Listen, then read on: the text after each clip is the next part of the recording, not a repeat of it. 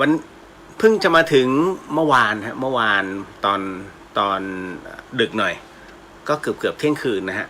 ครับผมก็ถึงที่กรุงเทพมหานครแล้วก็วันนี้กับพรุ่งนี้น่าจะยังอยู่กับคุณแม่อยู่นะฮะแต่วันพุธไม่มั่นใจเพราะว่าวันพฤหัสเนี่ยแน่นอนที่สุดผมต้องไปที่โรงแรมเดอะสยามเฮอริเทจที่สุรวงศ์ฮะแล้วก็จากนั้นเช้ามืดของวันที่31นะครับไม่ใช่ต้องวันพุธเนี่ยต้องไปอยู่ที่เดอะสยามเฮอริเทจเพราะว่าเช้ามืดวันที่31ก็คือวันพฤหัสเนี่ยออกเดินทางแล้วนะฮะเพราะฉะนั้นพรุ่งนี้จะอยู่กับคุณแม่ได้อีกวันหนึ่งนะฮะโอ้ยคิดถึง ฮะก็วันที่31นั้นออกเดินทางตี 4:30อะครับจากกรุงเทพมหานครเพราะว่าผมต้องไปถึงน่านให้ทันก่อน17 นาฬิกาก็คือ5 โมงเย็นนะฮะต้องพุ่งไปที่ปัวก่อนเลยอำเภอปัวฮะแทบจะไม่ได้พักครับนะฮะก็แค่จอดตามปั๊มนะฮะเพื่อให้คณะนั้นได้ลงคือไปเป็น2 งานนะฮะงานแรกก็เป็นงานสมโภชวัดพระธาตุหนองหยิบนะฮะก็เรียกว่าทางคณะต้นบุญธรรมสถานนะครับร่วมกับกัลยาณมิตรอีกหลายๆท่านนะครับก็ไปหล่อหลวงพ่อทันใจเอาไว้นะครับแล้วก็อีกงานหนึ่งก็คือวันที่2เนี่ยวันที่2คณะเรานั้นได้เป็นเจ้าภาพนะฮะบวชสามเณรภาคฤดูร้อนจำนวน100ถ้าจำไม่ผิดนี่100 กว่าลูกนะฮะจะบอก50หรือ70เนี่ยไม่มั่นใจแต่ว่าแน่ๆ100 รูปขึ้นไปแน่ๆนะฮะก็ได้เป็นเจ้าภาพตรงนั้นคือที่ผมไม่ได้บอกบุญเพราะมันเต็ม อันนี้ต้องขอโหสิด้วยแล้วอีกอันนึงเนี่ยก็ใช้โมทนาเอาเนาะนะครับเพราะว่าบุญมันสำเร็จตั้งแต่เราขอร่วมโมทนาแล้วนะครับอีกอันนึงก็คือหลายๆท่านเนี่ยถามผมมาว่าเรื่องของผ้าปูอาสนะคือเรื่องราวตรงนี้เดี๋ยวต้องเล่าให้ฟังก่อนนะครับพอดีว่าหลายๆท่านเนี่ยได้ทำเวลาถวายไม่ว่าจะเป็นพระสังฆทานชุดใหญ่ใช่ไหมนะฮะที่จะมีสบงจีวรอังสะพร้อมเลยอัฐบริขารนะพูดกันง่ายๆนะฮะอันนั้นน่ะส่วนหนึ่งก็นำจะถวายกันอยู่เรื่อยนะครับแต่ในขณะเดียวกันก็ต้องบอกฮะว่าในกรณีของพระท่านนะฮะเวลาจะไปไหนก็แล้วแต่ท่านจะขาดอันนึงนะฮะก็คือผ้าปูอาสนะอันนี้ผมกำลังจะบอกถึงกรณีของพระธรรมยุทธ์นะครับส่วนพระมหานิกายนั้นน่ะผมต้องบอกก่อนว่ากรณีของพระมหานิกายนั้นบางทีท่านอาจจะไม่เคร่งนะฮะแต่มีเอาไว้ก็ไม่เสียหายหลายๆท่านถามผมว่าเฮ้ยแล้วมันจะขนาดเท่าไหร่นั้นเนี่ยผมเองก็ไม่สามารถตอบได้นะคุณผู้ฟังเพราะว่าด้วยขนาดของความเป็นมาตรฐานมันไม่มีก็ให้ท่านดูเบาะเอาง่ายๆดูอาสนะที่อาสนะหรือว่าเบาะที่ท่านนั่งเล่นๆน่ะแล้วท่านขยายไปอีกสักประมาณคืบหนึ่งนะฮะส่วนจะเย็บแบบไหนเย็บเป็นตะเข็บคู่นะเป็นตะเข็บคู่แล้วก็ตรงกลางก็สามารถว่าสร้างเป็นตะเข็บก็ได้นะครับรวมไปถึงตีเส้นทะแยงนะก็คือจ้ำให้เป็นเส้นทะแยงไปถึงจุดตรงกลางพอแล้วแค่ตรงนั้นให้ไม่รุ่ยฮะนะฮะพระท่านไม่ได้ต้องการอะไรมากมายพระที่ต้องการความมากมายนะฮะต้องบอกว่าอันนั้นต้องจัดเป็นอีกระดับหนึ่งนะครับแต่ว่าพระที่ท่านปฏิบัตินะท่านต้องการความเรียบง่ายนะครับดังนั้นก็เลยต้องขออนุญาตคือเรื่องของเรื่องเราควรจะเป็นต้นแบบดีไหมหลายๆท่านบอกว่าทำสิเอาจริงนะผมมารู้สีแต่ไม่กล้าเดินไปซื้อผ้า อันนี้เขาบอกตามตรงอย่างถ้ากรุงเทพเนี่ยต้องไปที่สะพานหันถูกไหมฮะมัน มันจะเป็นอะไรที่เป็นแหล่งผ้านะครับก็ถ้าเชียงใหม่ก็จะเป็นแถวเขาเรียกว่าตอกเล่าโจ๊ะนะฮะที่เชียงใหม่ก็จะเป็นกลุ่มที่เขาขายผ้าโดยเฉพาะเลยราคาไม่แพงแล้วก็มีให้เลือกนะครับสีก็คือใช้สีจีวรเนี่ยถ้าไม่รู้สีไหนเอาสีราชนิยมก็คือจีวรทั่วๆไปนะไม่ใช่แบบส้มจ๋าเลยนะมันจะออกน้ำตาลส้มน้ำตาลกิน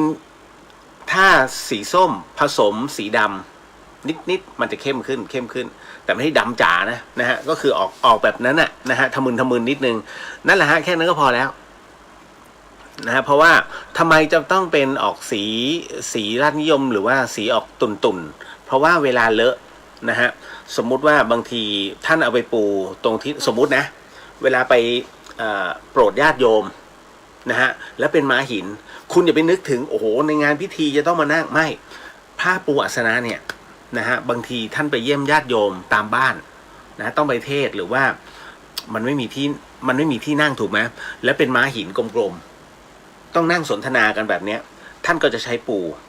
บางทีมันไปโดนหินทานหรือว่าอะไรก็ตามที่มันดำๆเนี่ยมันก็จะเลอะเป็นเส้นๆน่ะหรือว่าเป็นจุดอะไรก็แล้วแต่ถ้ามันเป็นผ้าสีทึบๆนะฮะแต่ว่าออกสีส้มสีพระหน่อยนะฮะก็จะไม่ค่อยมีปัญหาหรอกนะฮะแต่จริงๆท่านก็ไม่ได้อะไรมากมายท่านก็จะปูแล้วก็นั่งหมายถึงว่านั่งสูงกว่าโยมนิดหนึ่งแค่นั้นแหละ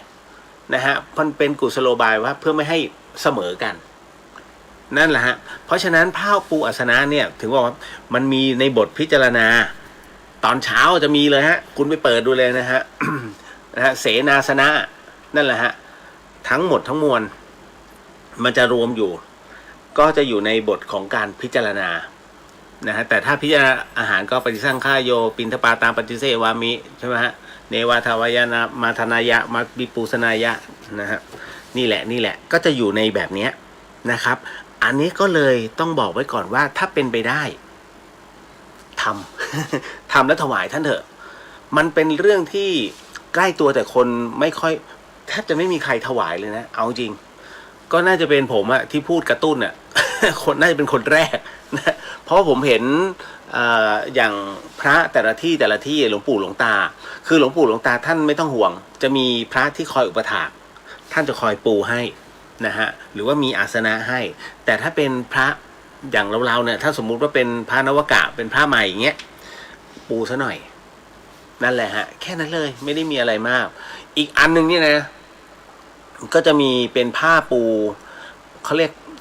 คล้ายๆผ้ากันเปื้อนอะแต่ว่าอันนี้ยังไม่ค่อยสำคัญมันจะมีผ้าปูผ้ากันเปื้อนผ้าปิดบาทจริงๆท่านใช้ผ้าเช็ดหน้าแต่ถามว่าเหมาะสมไหมมันก็จริงมันมีรายละเอียดนะครับเวลาปิดบาทแต่บังเอิญว่าปิดบาทเนี่ยบางทีญาติโยมพาไปถวายนะฮะภัตตาหารด้านนอกเนี่ยเขาก็ใส่จานไม่จำเป็นต้องมีผ้าปิดบาททำไมต้องเป็นเช่นนั้นก็เพราะว่าเขาเรียกกัน1กันเรื่องของแมลง2กันการอุจาดนะครับเพราะว่ามันจะมีญาติโยมที่แบบที่อยากรู้พระท่านฉันยังไงภาษาบ้านๆคือเฮ้ยพระท่านกินไงวะ แล้วเอาตาไปชะเง้อไปส่องในบาทนะฮะคือพระท่านเวลาฉันในบาทอะนะครับก็อย่างที่ท่านเห็นนะท่านจะตักข้าวมาก่อนที่เหลือก็เป็นกับข้าวทุกอย่างเนี่ยอร่อยหมดผมก็เตือนนะเรื่องอาหารเนี่ยสุดๆนะครับคือถ้าจะถวายพระป่านะฮะแค่3อย่างก็พอทนแล้วฮะดีแล้วกำลังดีเยอะไปกว่านี้ต้องเข้าใจนิดนึงว่าทุกอย่างที่ท่านทำมาเนี่ยวัตถุดิบดีนะฮะรสชาติดีนะครับจัดดีนะฮะมันอร่อยรสชาติอร่อยเลยที่ท่านชิม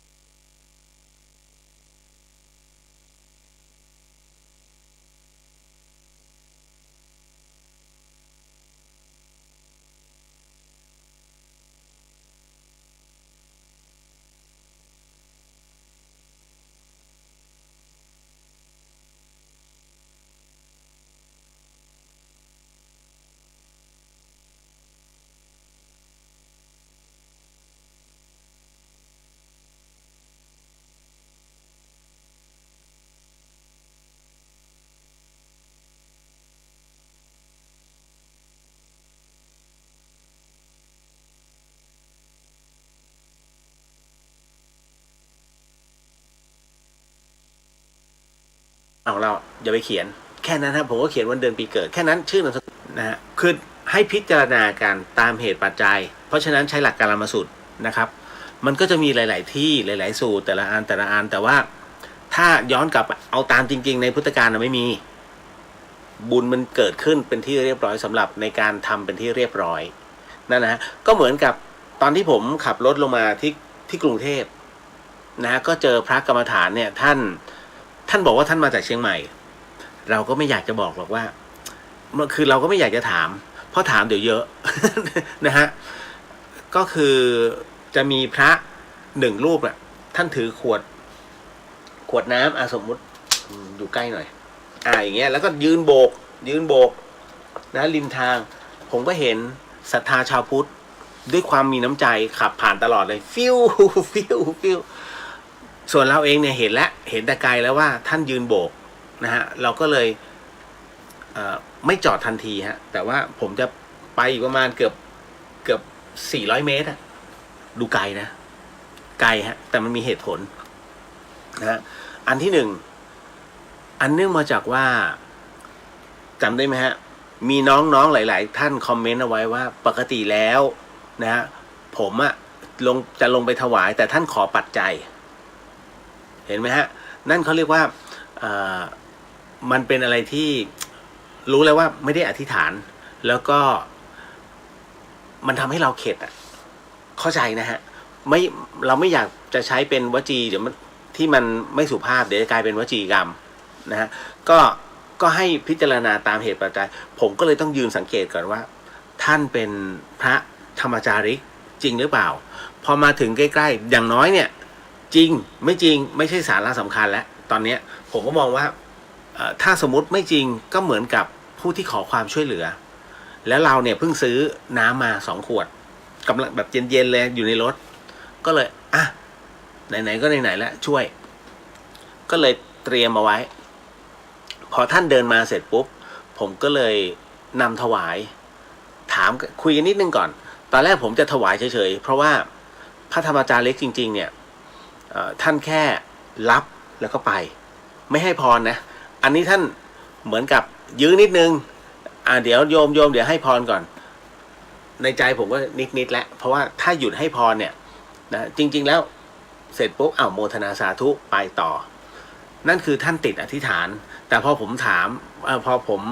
นำถวายเสร็จปุ๊บท่านก็เรียกให้หยุดก่อนเพื่อที่จะให้พรก็ได้ไม่เป็นไรในเมื่อท่านล้างผมก็ขอรับพรแต่ผมก็คุยกับท่านนิดนึงว่าอันนี้ท่านมาจากไหนจะไปไหนแล้วก็ถามโยมแล้วโยมจะผมจะเข้ากรุงเทพเพื่อที่จะต้องไปงานบวชพาคณะไปงานบวชสามเณรพระฤดูร้อนนะฮะคือผมต้องเช็คท่านนิดนึงไงเสร็จปุ๊บท่านก็เลยบอกว่าพอดีมีหลวงตาอีกรูปหนึ่งท่านอายุ70 กว่าแล้วท่านไม่ไหวท่านเริ่มปวดบอกพระอาจารย์ก็เนี่ยตรงนี้มีสำนักสงฆ์นะฮะท่านนี่เลยพักเลยนะอันนี้ท่านอธิษฐานด้วยหรือเปล่าคือมันเป็นอย่างนี้พอเริ่มอธิบายปุ๊บผมเริ่มรู้แล้วว่ามันมีบางอย่างแปลกๆแต่ไม่เป็นไรนะฮะผมก็เลยตัดบทว่าเนี่ยข้างหน้าเนี่ยมันเป็นอย่างนี้ลองถามน้องพอดีมีน้องอีก2 คนเป็นวัยรุ่นเอาน้ำเนี่ยไปซื้อน้ำมาประมาณสัก7 ขวดนะเพราะมีประมาณ7 รูปนะฮะที่เดินมาฮะก็เลยเอาตรงเนี้ยน้องพอดีเขาถวายถ้างั้นผมไม่ใช่คนพื้นที่พระอาจารย์ลองถามนี่แล้วกันนะคือท่านบอกว่าท่านจะเดินไปโคราชที่ท่านเดินมาเชียงใหม่เนี่ย2 เดือนผมก็เริ่มรู้แล้วเพราะว่าถ้า2 เดือนไม่ใช่แล้ว เพราะว่าอะไรเพราะว่าหลวงพี่อู๊ดเดี๋ยวหลวงพี่อู๊ดฟังทีหลังใช่ไหมไม่เป็นไรหลวงพี่อู๊ดกับหลวงพี่เกื้อหลวงพี่เอื้อนะฮะหลวงพี่พระอาจารย์เอื้ออังกูนะฮะตู้เหลียงฮะท่านเดินจากเบตงขึ้นมาที่เดี๋ยวนะขึ้นมาถึงเชียงใหม่ก่อนเอาง่ายๆจากเบตงขึ้นมากรุงเทพท่านใช้เวลาประมาณ2 สัปดาห์กว่าเกือบ2 สัปดาห์นะฮะแล้วจากกรุงเทพเนี่ยท่านนั่งรถนั่งรถมาลงที่ตากเพื่อที่จะจาริกต่อไปที่อุบลนะฮะอันนี้คือเดินนะฮะอันนั้นก็อีกเกือบ อีกประมาณเกือบสัปดาห์สัปดาห์กว่าท่านใช้เวลา2 สัปดาห์ไม่ถึง2 เดือน เราก็นึกแล้วไม่เป็นไรนะท่านบอกว่าท่านกำลังจะเดินไปโคราชไปกราบครูบาอาจารย์ตรงนั้นแล้วพยายามอธิบายนะครับ คือถ้าเป็นพระธรรมจารีกเนี่ยไม่พูดมากอันนี้ต้องเข้าใจอย่างนะฮะก็เลยผมเลยตัดบทพอดีผมต้องรีบไปฮะหลวงพระอาจารย์ถามน้องๆต่อผมก็ขึ้นรถขับเลย รู้ว่าเดี๋ยวต้องมียื้อนะฮะเพราะว่าพอชี้ทางว่าตรงนี้มีสำนักสงฆ์ท่านสามารถนำหลวงปู่นำหลวงตาซึ่งอายุ70เนี่ยเดินเข้าไปพักได้นะฮะก็จะดีนะฮะเพราะว่าพระธรรมจารีกเวลาถ้ารูปใดรูปหนึ่งบาดเจ็บหรือว่าเดินไม่ไหวท่านจะรอกันนั่นหมายถึงว่าปักหลักก่อนรอให้หายนะฮะหรือว่าบางส่วนเดินไปก่อนจะล่วงหน้าไปก่อนไม่รู้ว่ากี่วันก็แล้วแต่ต้องมีผู้ที่ดูแลท่านด้วยคือมันเป็นเรื่องที่มันเป็นเบสิกมากเพราะฉะนั้นเนี่ยถ้าคนเคยบวชจะรู้แต่ว่าถ้าคนไม่บวชเนี่ยก็จะคือมันเหมือนไปตกหลุมอะ นะฮะเราก็เลยรู้แล้วแต่ไม่เป็นไรก็โมทนาสาธุในตรงนั้นก็จะเห็นภาพที่ผมลงนั่นแหละเอาละฮะทั้งหมดทั้งมวลนั้นมันเป็นไปตามเหตุปัจจัยแห่งบุญนะครับก็ทำได้เท่าที่ทำแต่ว่าเราทำเพื่อเกื้อหนุนพระพุทธศาสนานะฮะเราไม่ได้ไปหวังอะไรมากมายนะมันบุญมันจบตรงที่ว่าถวายและจบนะฮะที่เหลือเป็นเรื่องของท่านนะครับเอาละ เดี๋ยวอีกสักครู่หนึ่งนะครับผมก็จะนำเหมือนเดิมนะจะนำอธิษฐานจะนำสมทานศีลพอดีครูบาอาจารย์ท่านบอกนี่มึงพูดคุยทุกวันนะทำไมไม่เอาเทวดามาฟังมั่งเรื่องของเรื่องก็คือว่าทำไมไม่ให้ผมอัญเชิญก็คือชุมนุมเทวดานี่แหละนะฮะเพราะว่าเราไม่ได้พูดอะไรที่มันไร้สาระนะฮะเราพูดในเรื่องของศีลในเรื่องของข้อธรรมในเรื่องของการตอบคำถามข้อธรรมเทวดาก็ฟังได้นะฮะสัมภเวก็ฟังได้แต่คราวนี้ผมก็บอกว่ามันไม่ใช่อย่างนั้นพระอาจารย์เรื่องบางเรื่องมันมีเรื่องหลอนอย่างวันนี้มีเรื่องหลอนที่เป็นข่าวเลยนะฮะเอาไม่ใช่ปัจจุบันแต่ว่าเป็นข่าวในอดีตเป็นกึ่งหลอนเลยฮะเป็นเหตุจมน้ำเหมือนกันนะฮะก็มีวันนี้มีแต่ผมไม่ได้ขึ้นหัวข้อเพราะว่าเดี๋ยวหลายๆท่านจะดูกลัว นะก็มีผู้ถามเข้ามาแล้วก็ยกเนื้อข่าวนะมาให้ผมก็เลยคลิกไปดูมันเป็นข่าวนี้โอเคงั้นเดี๋ยวตอบให้นะฮะหรือว่าเล่าให้ฟังแล้วก็จะมีเรื่องราวต่างๆผมว่ามันจะสอดแทรกกันไปเพราะมันคือรายการเดอะเฮียนพระอาจารย์ไม่ให้รายการธรรมะพาเพลินนะฮะบอกก็ได้นะถ้าตามเหตุแล้วเนี่ยก็เรียกท่านมาฟังด้วยก็ได้เพราะอย่างน้อยเนี่ยพอท่านฟังเสร็จปุ๊บท่านอาจจะไปหาหรือว่าค้นทั้งชื่อและนามสกุลคนนั้นน่ะแล้วให้มาร่วมโมทนาอีกทีผมก็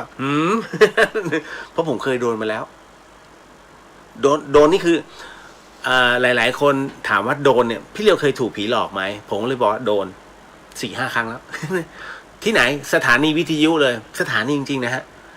สถานีวิทยุ FM 104.50 เมกะเฮิรตซ์จังหวัดเชียงใหม่อยู่ที่วัดฝายหินอยู่หลังมหาวิทยาลัยเชียงใหม่อยู่ตัวเมืองเลยฮะอยู่ติดตัวเมืองเลยฮะแต่ถามว่ายังโดนผีหลอกคุณผมต้องบอกอย่างนี้ฮะวัดฝายหินธรรมสถานมหาวิทยาลัยเชียงใหม่หมู่บ้านฝายหินถ้าท่านไม่จงใจไปมันเป็นทางตันเหมือนกับร้านอาหารผาลาดตะวันรอนถ้าคุณไม่จงใจไปนะฮะต่อให้ไปตรงนั้นก็ทางตันมันเป็นอย่างนั้นเพราะฉะนั้นใครที่ไปวัดฝายหินนะฮะจะมีวัตถุประสงค์อยู่ไม่กี่วัตถุประสงค์หนึ่งคือมาหาพระภาสกรนะฮะ2มาหาดีเจเลียว3มากราบนะฮะท่านพระอภัยสารทัศน์สังฆปาโมกข์ก็คือท่านเป็นสังฆราชารูปแรกของจังหวัดเชียงใหม่ก็คือครูบาหลวงวัดฝายหิน3มาอธิษฐานหน้าที่การงานกับเรื่องของการเรียน ที่ครูบาหลวงมีอยู่แค่นี้ฮะ เอาจริงๆนะครับตลอดระยะเวลา10 กว่าปีที่ผ่านมาเป็นอย่างนั้นฮะก็เลย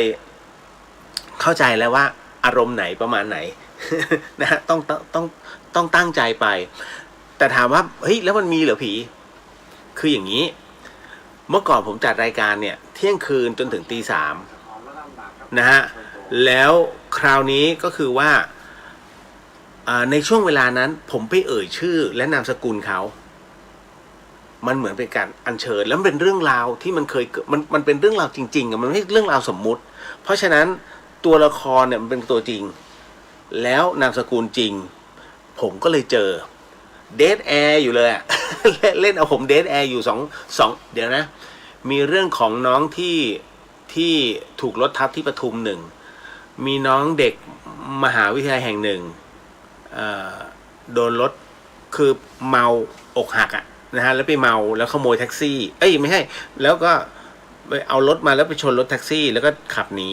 แล้วก็ไปตายตรงสะพานตรงพระราม4อ่ะ2 ครั้งนี้มาชัวร์ๆนะฮะซึ่งชื่อนามสกุลเพราะมันเป็นชื่อและนามสกุลตามข่าวฮะมาเลยมาเลยแล้วตั้งแต่นั้นมาเนี่ยผมเล่าเรื่องนี้ให้ใครฟังให้ครูบาอาจารย์ฟังเนี่ยท่านก็บอกทำไมมึงไม่เปลี่ยนชื่อนักข่าวให้ในจอเลยผมก็เราก็ไม่ทันคิดนั่นแหละฮะโดนจริงนะฮะพระอาจารย์ท่านพระอาจารย์พระครูสมุทรวิศวัตรวรกิจโจเนี่ยซึ่งรักษาการเจ้าวาดวัดฝาหินเนี่ยท่านอยู่ในเหตุการณ์ด้วยแต่พระอาจารย์ท่านตอนนั้นคือประมาณว่าผมจะจัดเวลาเนี่ย3 ชั่วโมงเพราะฉะนั้นผมจะให้พระอาจารย์ท่านแค่พอเสร็จปุ๊บพระอาจารย์เปิดเครื่องไว้เลยเดี๋ยวที่เหลือผมจัดการเองหมดให้ท่านจำวัดแล้วพระอาจารย์ท่านอ่ะคือท่านเมตตาสูงมากผมก็ไม่มั่นใจเพราะว่าห้องของท่านอยู่ด้านหลังผู้จัดรายการทุกๆคนนะฮะท่านก็เช็ครายการผมวันนั้นท่านก็มาเช็คมั้งหรือว่าท่านเปิดนาฬิกาท่านปลุกนาฬิกาไว้ไม่รู้เกือบตี 3แล้วช่วงเหตุการณ์นี้มันมาเกือบตี 3แล้ว โอ้โหคุณเอ้ยมันเป็นช่วงเวลาของนะโอ้โหกำลังได้ที่เลยท่านออกมาให้อ่ะร่างนั้นจึงหายไปผมโอ้โหเอาถ้าพูดจาหยาบๆคือโคตรดีใจแล้วแบบทุกคนที่เห็นน่ะช็อกเลยคือช่วงนั้นวัดฝาหินมีอินเทอร์เน็ตแล้วนะหมายถึงว่ามีช่องทางอินเทอร์เน็ตเป็นที่เรียบร้อยแล้วและภาพมันออกอากาศตอนที่ผมเลยแดกเลยแล้วประทานเลยคือประมาณว่ามันเดทแอร์อยู่ประมาณเกือบ5 นาทีนี้ถือว่านานมากนะแต่เดทแอร์จริงเป็นครั้งนั้นนะที่แล้วก็พูดแผ่เมตตาเนี่ยออกอากาศเลยเป็นภาษาไทยนะฮะดังนั้นโอ้โหฮือฮามากตอนนั้นนะ สุดๆนี่ไม่ต้องแปลกใจฮะว่าทำไมถึงโดนเพราะเราไปเอ่ยชื่อและนามสกุลเขานี่แหละวันนี้ก็มี1 เรื่องที่น้องเขาส่งมาให้นะฮะก็เดี๋ยวรับฟังนะฮะคือผ่านไปเรื่อยๆได้ นะฮะก็มันชื่อเดอะเฮียนอ่ะจะไม่ให้มีเรื่องผีมันก็กระไรอยู่นะฮะมีฮะแต่ว่าเดี๋ยวก็คงต้องตอบคำถามก่อนนะฮะเพราะว่าน้องถามกันมาแล้วผมยังค้างคากันไว้นะนิดนึงขออนุญาตทักทายก่อนเนาะเหมือนเดิมฮะไอ้เครื่องเนี้ยตัวมันเล็กอย่าขำนะ ผมจะใช้อันเนี้ยแว่นขยาย อีกแล้ว ตามันโต นิดนึงสวัสดีฮะคุณสจีสวัสดีค่ะคุณเรียวสวัสดีครับผมเดี๋ยวก็จะอันนี้ผมผ่านพิษโลกวันพฤหัสเดี๋ยวผมผ่านพิษโลกพอดีคุณสจีอยู่พิษโลกนะฮะแต่ผมไม่มั่นใจนะว่าจะแวะตรงไหนหรือเปล่าต้องถามอาจารย์ติ๋วนะฮะคุณนัททินีสวัสดีค่ะคุณเรียวสวัสดีครับผมนะฮะกุ๊บกิ๊บพี่เลียวคะสถานีหลุดค่ะไม่เป็นไรเดี๋ยวพระอาจารย์รู้นะเดี๋ยวให้ท่านต่อใหม่ สวัสดีครับพี่เลียวคุณแม่ฝากสวัสดีนะคะขอบคุณมากค่ะคุณวิชัยสวัสดีครับคุณเรียวสวัสดีครับนะฮะ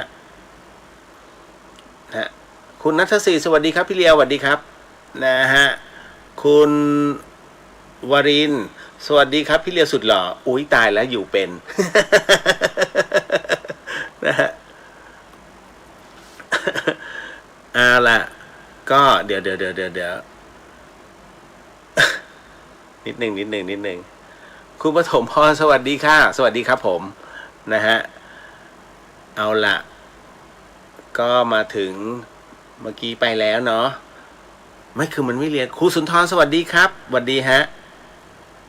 ไล่ไปเรื่อยๆฮะผมครับผมโอ้นะฮะ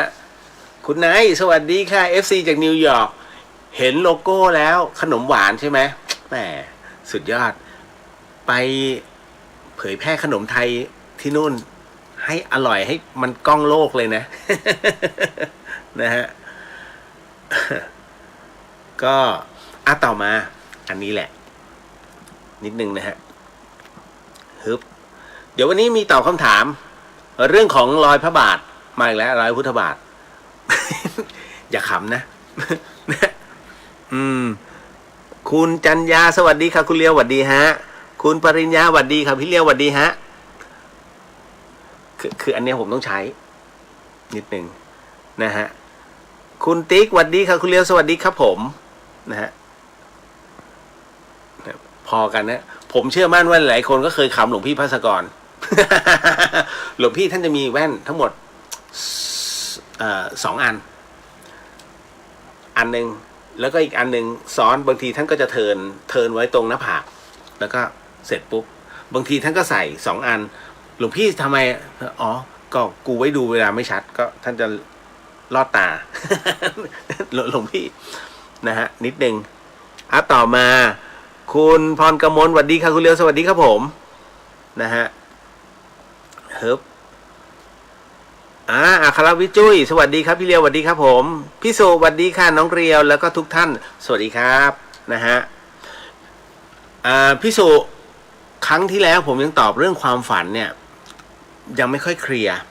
แต่วันนี้เดี๋ยวจะตอบให้เคลียร์เพราะมีน้องเขาส่งข้อความมาเหมือนกันเป็นเรื่องราวของความฝันเหมือนกันแล้วฝันซ้ำๆเกี่ยวกับผู้ที่เรียกว่าเสียชีวิตไปแล้วนะฮะว่ามันเกิดจากอะไรจริงๆเนี่ยเรื่องนี้ผมลืมสนิทเลยนะฮะแล้วบังเอิญว่าได้สนทนากับครูบาอาจารย์แล้วท่านก็บอกมาอ๋อ ผมลืมสนิทเลยเรื่องนี้ถูกต้องเหตุแห่งความฝันเหตุของการฝันนั่นเองฮะพี่มาลีสวัสดีค่ะรายงานตัวค่ะสวัสดีครับพี่นะฮะเจ้าของปลาสลิดที่อร่อยที่สุดในสุพรรณนะ นะฮะคุณย่าสโหนสวัสดีค่ะคุณเรียวราตรีสวัสดิ์ค่ะสวัสดีครับนะฮะ เอาละต่อมาคุณจินชาสวัสดีค่ะเมาส์คุณแม่หรือคะเดี๋ยวคุณแม่เอาคืนอีกนะคะเล่าเรื่องน้องวัวกับพระธรรมจาริกด้วยสิคะอ๋อเรื่องน้องวัวเดี๋ยวก่อนเดี๋ยวเล่าให้ฟังส่วนพระธรรมจาริกนั้นก็เรียบร้อยแล้วเล่าแล้วพี่มาลีก็น้อมโมทนาบุญกับทุกๆบุญค่ะสาธุสาธุสาธุนะฮะต่อมาพี่วรันทรสวัสดีค่ะคุณเลียวสวัสดีครับพี่นะครับแล้วก็มาถึงคุณพี่สุวรรณยาสวัสดีค่ะสวัสดีครับผมคุณจินชาขอโมทนาทุกบุญที่เกิดขึ้นแล้วและกำลังจะเกิดขึ้นด้วยนะคะสาธุสาธุโมทนาสาธุฮะเพราะว่าพระทันใจที่วัดพระธาตุหนองหยิบนะฮะรวมไปถึงน้องเนนโบสถ์สามเณรพระฤดูร้อนนี่ค่อนข้างจะเป็นงานใหญ่คือปกติแล้วจะไม่เอิกกระเริกนะเวลาเราไปทำบุญก็จะบอกครูบาอาจารย์ว่า50 คนขอทำเงียบๆแค่ตรงนี้แต่บังเอิญมันมีเหตุให้เป็นงานใหญ่ เพราะว่าวัดพระธาตุหนองหยิบนั้นนะฮะคือเราก็เป็นผู้นำถวายพระสารีริกธาตุนะฮะเข้าไปเสริมด้วยนั่นแหละฮะก็ได้จากคุณลุงทองดีหงคุณารมณ์นะฮะก็นำไปมอบให้น่าจะเป็นประมาณสัก9 องค์ถ้าจำไม่ผิดกระดูกพระพุทธเจ้าฮะ1 ชิ้นเราเรียกว่าองค์นะฮะ1 ชิ้นเราเรียกว่าองค์นี่อันนี้บอกไว้ก่อน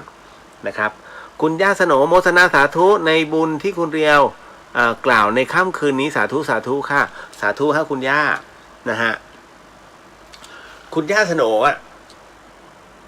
จะเข้าใจคือคุณย่าจะสอนโยคะ แล้วผมไม่อยากลดความอ้วนคุณย่าก็จะส่งสูตรอาหารมาให้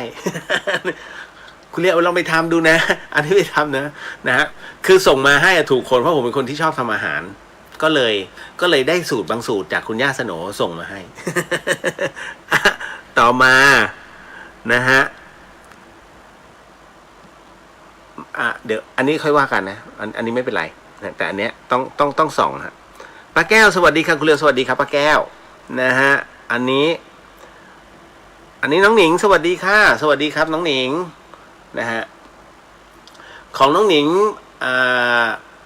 น้ำตาลฟูยังไม่ได้นำถวายอันนี้พอดีพี่เลียวติดภารกิจตรงนี้ก่อนแล้วเดี๋ยวพอถึงเวลาเดี๋ยวพี่เลียวนำถวายอีกทีหนึ่งนะฮะก็จะนำไปถวายครูบาอาจารย์สายหลวงพ่อชานะฮะแล้วก็สายหลวงปู่สิมอันนี้เห็นไหม ส่งมาแล้วเวลาพี่เลียวไปกราบครูบาอาจารย์ก็จะนำไปด้วยแต่ละพื้นที่พี่ชายสวัสดีฮะคุณชินกิจตันสตูลสวัสดีครับนะฮะป้าแก้วขอโมทนาสาธุบุญด้วยค่ะนะฮะครับผมตามมาด้วยเดี๋ยวนะฮะตึงมาถึงเดี๋ยวทำดีบอกว่าสวัสดีพี่เลียวสวัสดีฮะอันนี้คุณใกล้รุ่งสวัสดีค่ะคุณเมธสิทธิ์โมทนาสาธุกับพี่เลียวด้วยครับสาธุครับโมทนาสาธุฮะนะครับตามมาด้วยมันอาจจะแบบ กอกแกกเลยน้องไม่ว่ากัน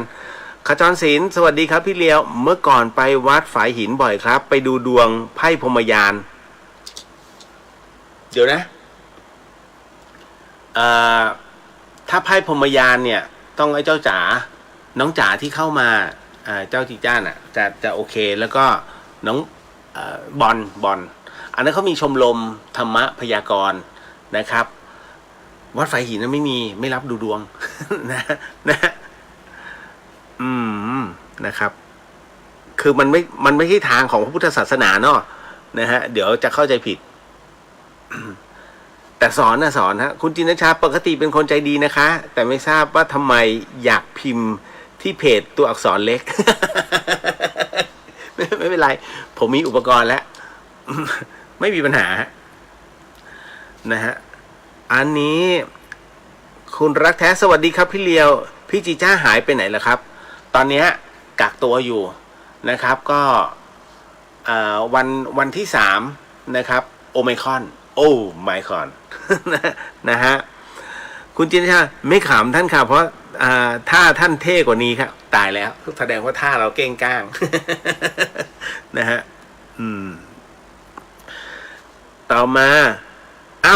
พี่หมอตู่สวัสดีครับเรียวสวัสดีครับพี่ฮะ นะฮะโหพี่ตู่ถ้าพี่ตู่อยู่กรุงเทพผมจะไปหาเนี่ยผมล้ามากแล้วก็มันเหมือนกับนี่ยังเจ็บนะพอจับตรงนี้แล้วมันเจ็บอยู่นะคือพี่หมอตู่ผมจะบอกว่าขั้นเทพฮะเป็นผู้ที่จัดในส่วนของเขาเรียกว่า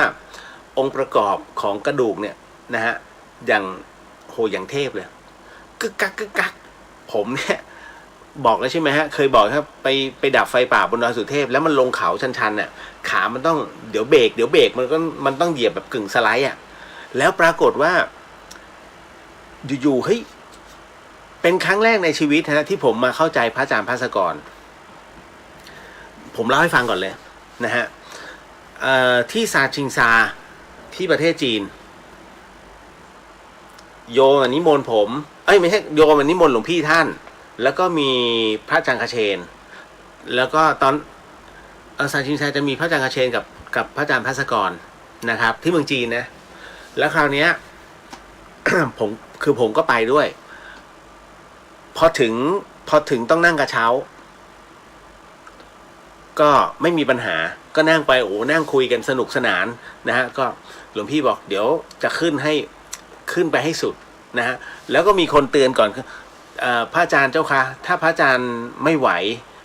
ก็นั่งเสลี่ยงเดี๋ยวโยมจัดการทั้งหมดทั้งมวลเองนะพอไปถึงฮะเขาก็อธิบายให้ฟังว่าจะต้องเดินขึ้นบันไดทั้งหมด 20,000 ขั้น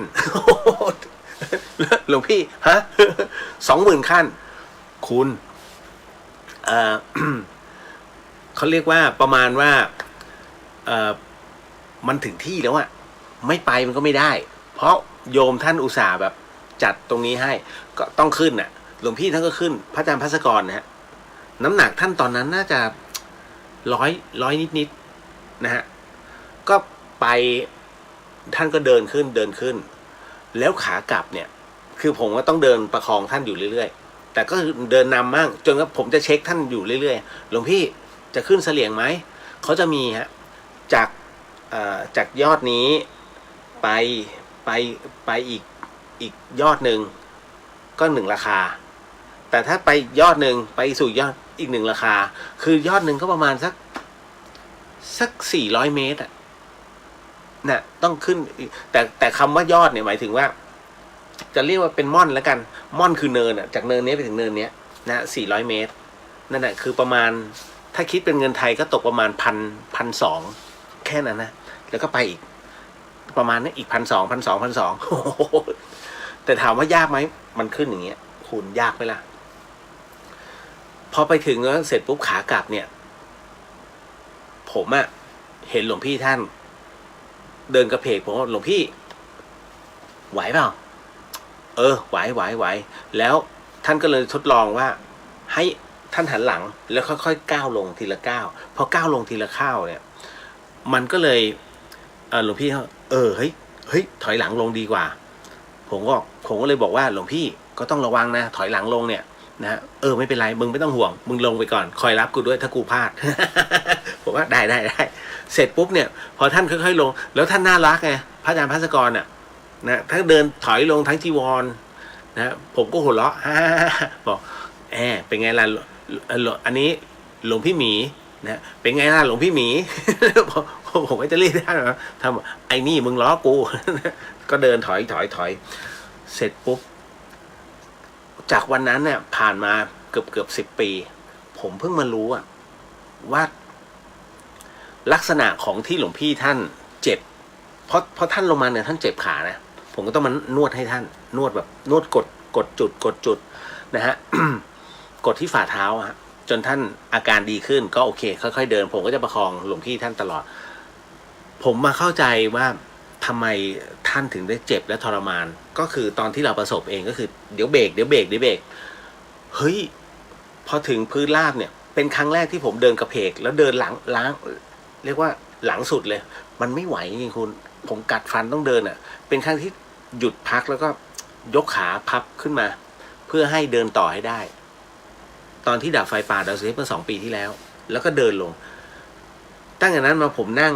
ยองไม่ได้แล้วมันจะเจ็บแล้วเวลาจะพอนั่งเสร็จปุ๊บเนี่ยก็ต้องนั่งเลยนะแล้วลุกขึ้นต้องกัดฟันมารักษาแต่ละที่เนี่ยทั้งฝังเข็มทั้งนวดนะอะไรหลายอย่างไม่หายเจอพี่หมอตู่เข้าไป7 นาทีกึกดึงกึกแล้วก็ดึงตัวปึกเฮ้ยกลับเข้าที่เหมือนเดิมจนถึงปัจจุบันนะผมว่าโหแกเทพมากพี่หมอตู่ ผมเรียกหมอตู่7 นาที ผมตั้งให้แกฉายา อันนี้คุณเบนสวัสดีค่ะสวัสดีครับผมนะฮะ ต่อมาคุณลินสวัสดีค่ะคุณเรียว FC จากเชียงรายค่ะโมทนาสาธุครับเชียงรายมีคิวต้องไปวัดถ้ำผาจม แต่ว่ายังไม่ใช่ตอนนี้ฮะนะครับจุ้ยว่าไงเนี่ยเดี๋ยวแป๊บหนึ่งจุ้ยบอกว่าจากที่ถามพี่เลียววันก่อนผมได้แนะนำให้เขาทำตามที่พี่เลียวบอกแล้วครับทานศีลและภาวนาครับขอบคุณพี่เลียวมากโมทนาสาธุครับนะฮะน้องหนิงขอบคุณมากค่ะดีใจได้ถูกพาไปถวายหลายที่ก็แหม น้องหนิงส่งมาให้ซะเยอะนะฮะก็แล้วแต่ก็ต้องแบ่งครูบาอาจารย์ไปตามสายต่างๆเนาะนะฮะคือแต่ว่าน้ำตาลฟูเนี่ยต้องบอกก่อนว่าพี่เลียวต้องให้แม่ครัวแล้วกำชับเพราะว่าท่านนำถวายเลยมันจะอยู่ได้แค่7 วันแล้วท่านต้องสละแต่ว่าถวายทุกวันทีละชิ้นอย่างเงี้ยอยู่ได้ตลอด เพราะว่าถวายเช้าท่านก็ฉันได้ตอนที่ช่วงปานะนั่นแหละครับ ต่อมาคุณบูนสวัสดีครับพี่เลียวส่องใหญ่เชียวแหม เดี๋ยวดูก่อนพรุ่งนี้ถ้าไปตัดแว่นได้ เดี๋ยวผมจะไปตัด ที่สี่ย่านเอาจริงนะตอนเนี้ยผมไม่กล้าเดินทางในกรุงเทพมากนะเพราะถ้าอยู่กับแม่แล้วไม่อยากออกไปไหนเอาจริงนะแอลกอฮอล์ผมก็ฉีดฟุ้งเลยผมจะใช้อะควาเบบี้อ่ะไม่รู้จักป่ะฮะอะควาเบบี้มันเป็นชื่อมันก็บอกอยู่แล้วว่าเบบี้ก็คือสำหรับเด็กมันเป็นตัวฆ่าไวรัสที่มันไม่มีส่วนผสมของแอลกอฮอล์เพราะฉีดมันก็เหมือนน้ำธรรมดาแต่ว่ามันฆ่าไวรัสนะฮะก็คืออะควาเบบี้ไม่มีขายไม่มีขายโดยทั่วไปนะฮะถ้าใครอยากได้ต้องสั่งผมก็เลยต้องสั่งมาอันนี้เอาไว้ใช้แล้วก็ฉีดมือให้คุณแม่ก็จะมันก็จะคือเขาก็สงสัยเอาน้ำมาฉีดทำไมไม่ใช่น้ำ ไอ้ตัวฆ่าไวรัสนะก็ฉีดให้นี่แหละฮะ ก็เดี๋ยวคือไม่กล้าออกนะเพราะตอนนี้คนที่ติดโอไมครอนนะเหมือนกับเพิ่งเป็นหรือว่าเป็นใกล้หาย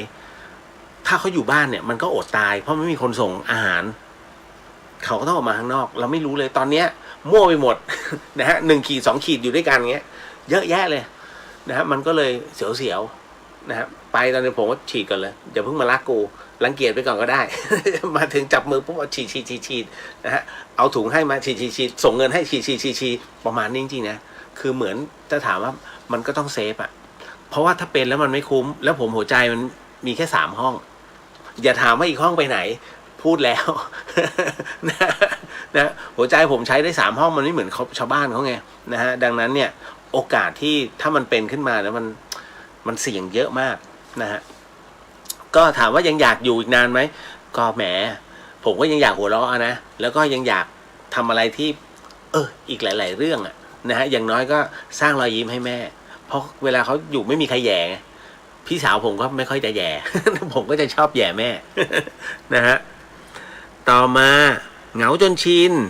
สวัสดีครับพี่เลียวเดือนหน้าจะไปภูเก็ตพอจะมีวัดแนะนำไหมคะขอบคุณมากวัดน่าจะดีนะฮะอันนั้น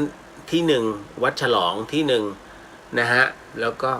เดี๋ยววัดหลวงปู่สุภาอีกที่หนึ่งอ่ะคุณไปเหอะวัดน่าจะดีอ่ะก็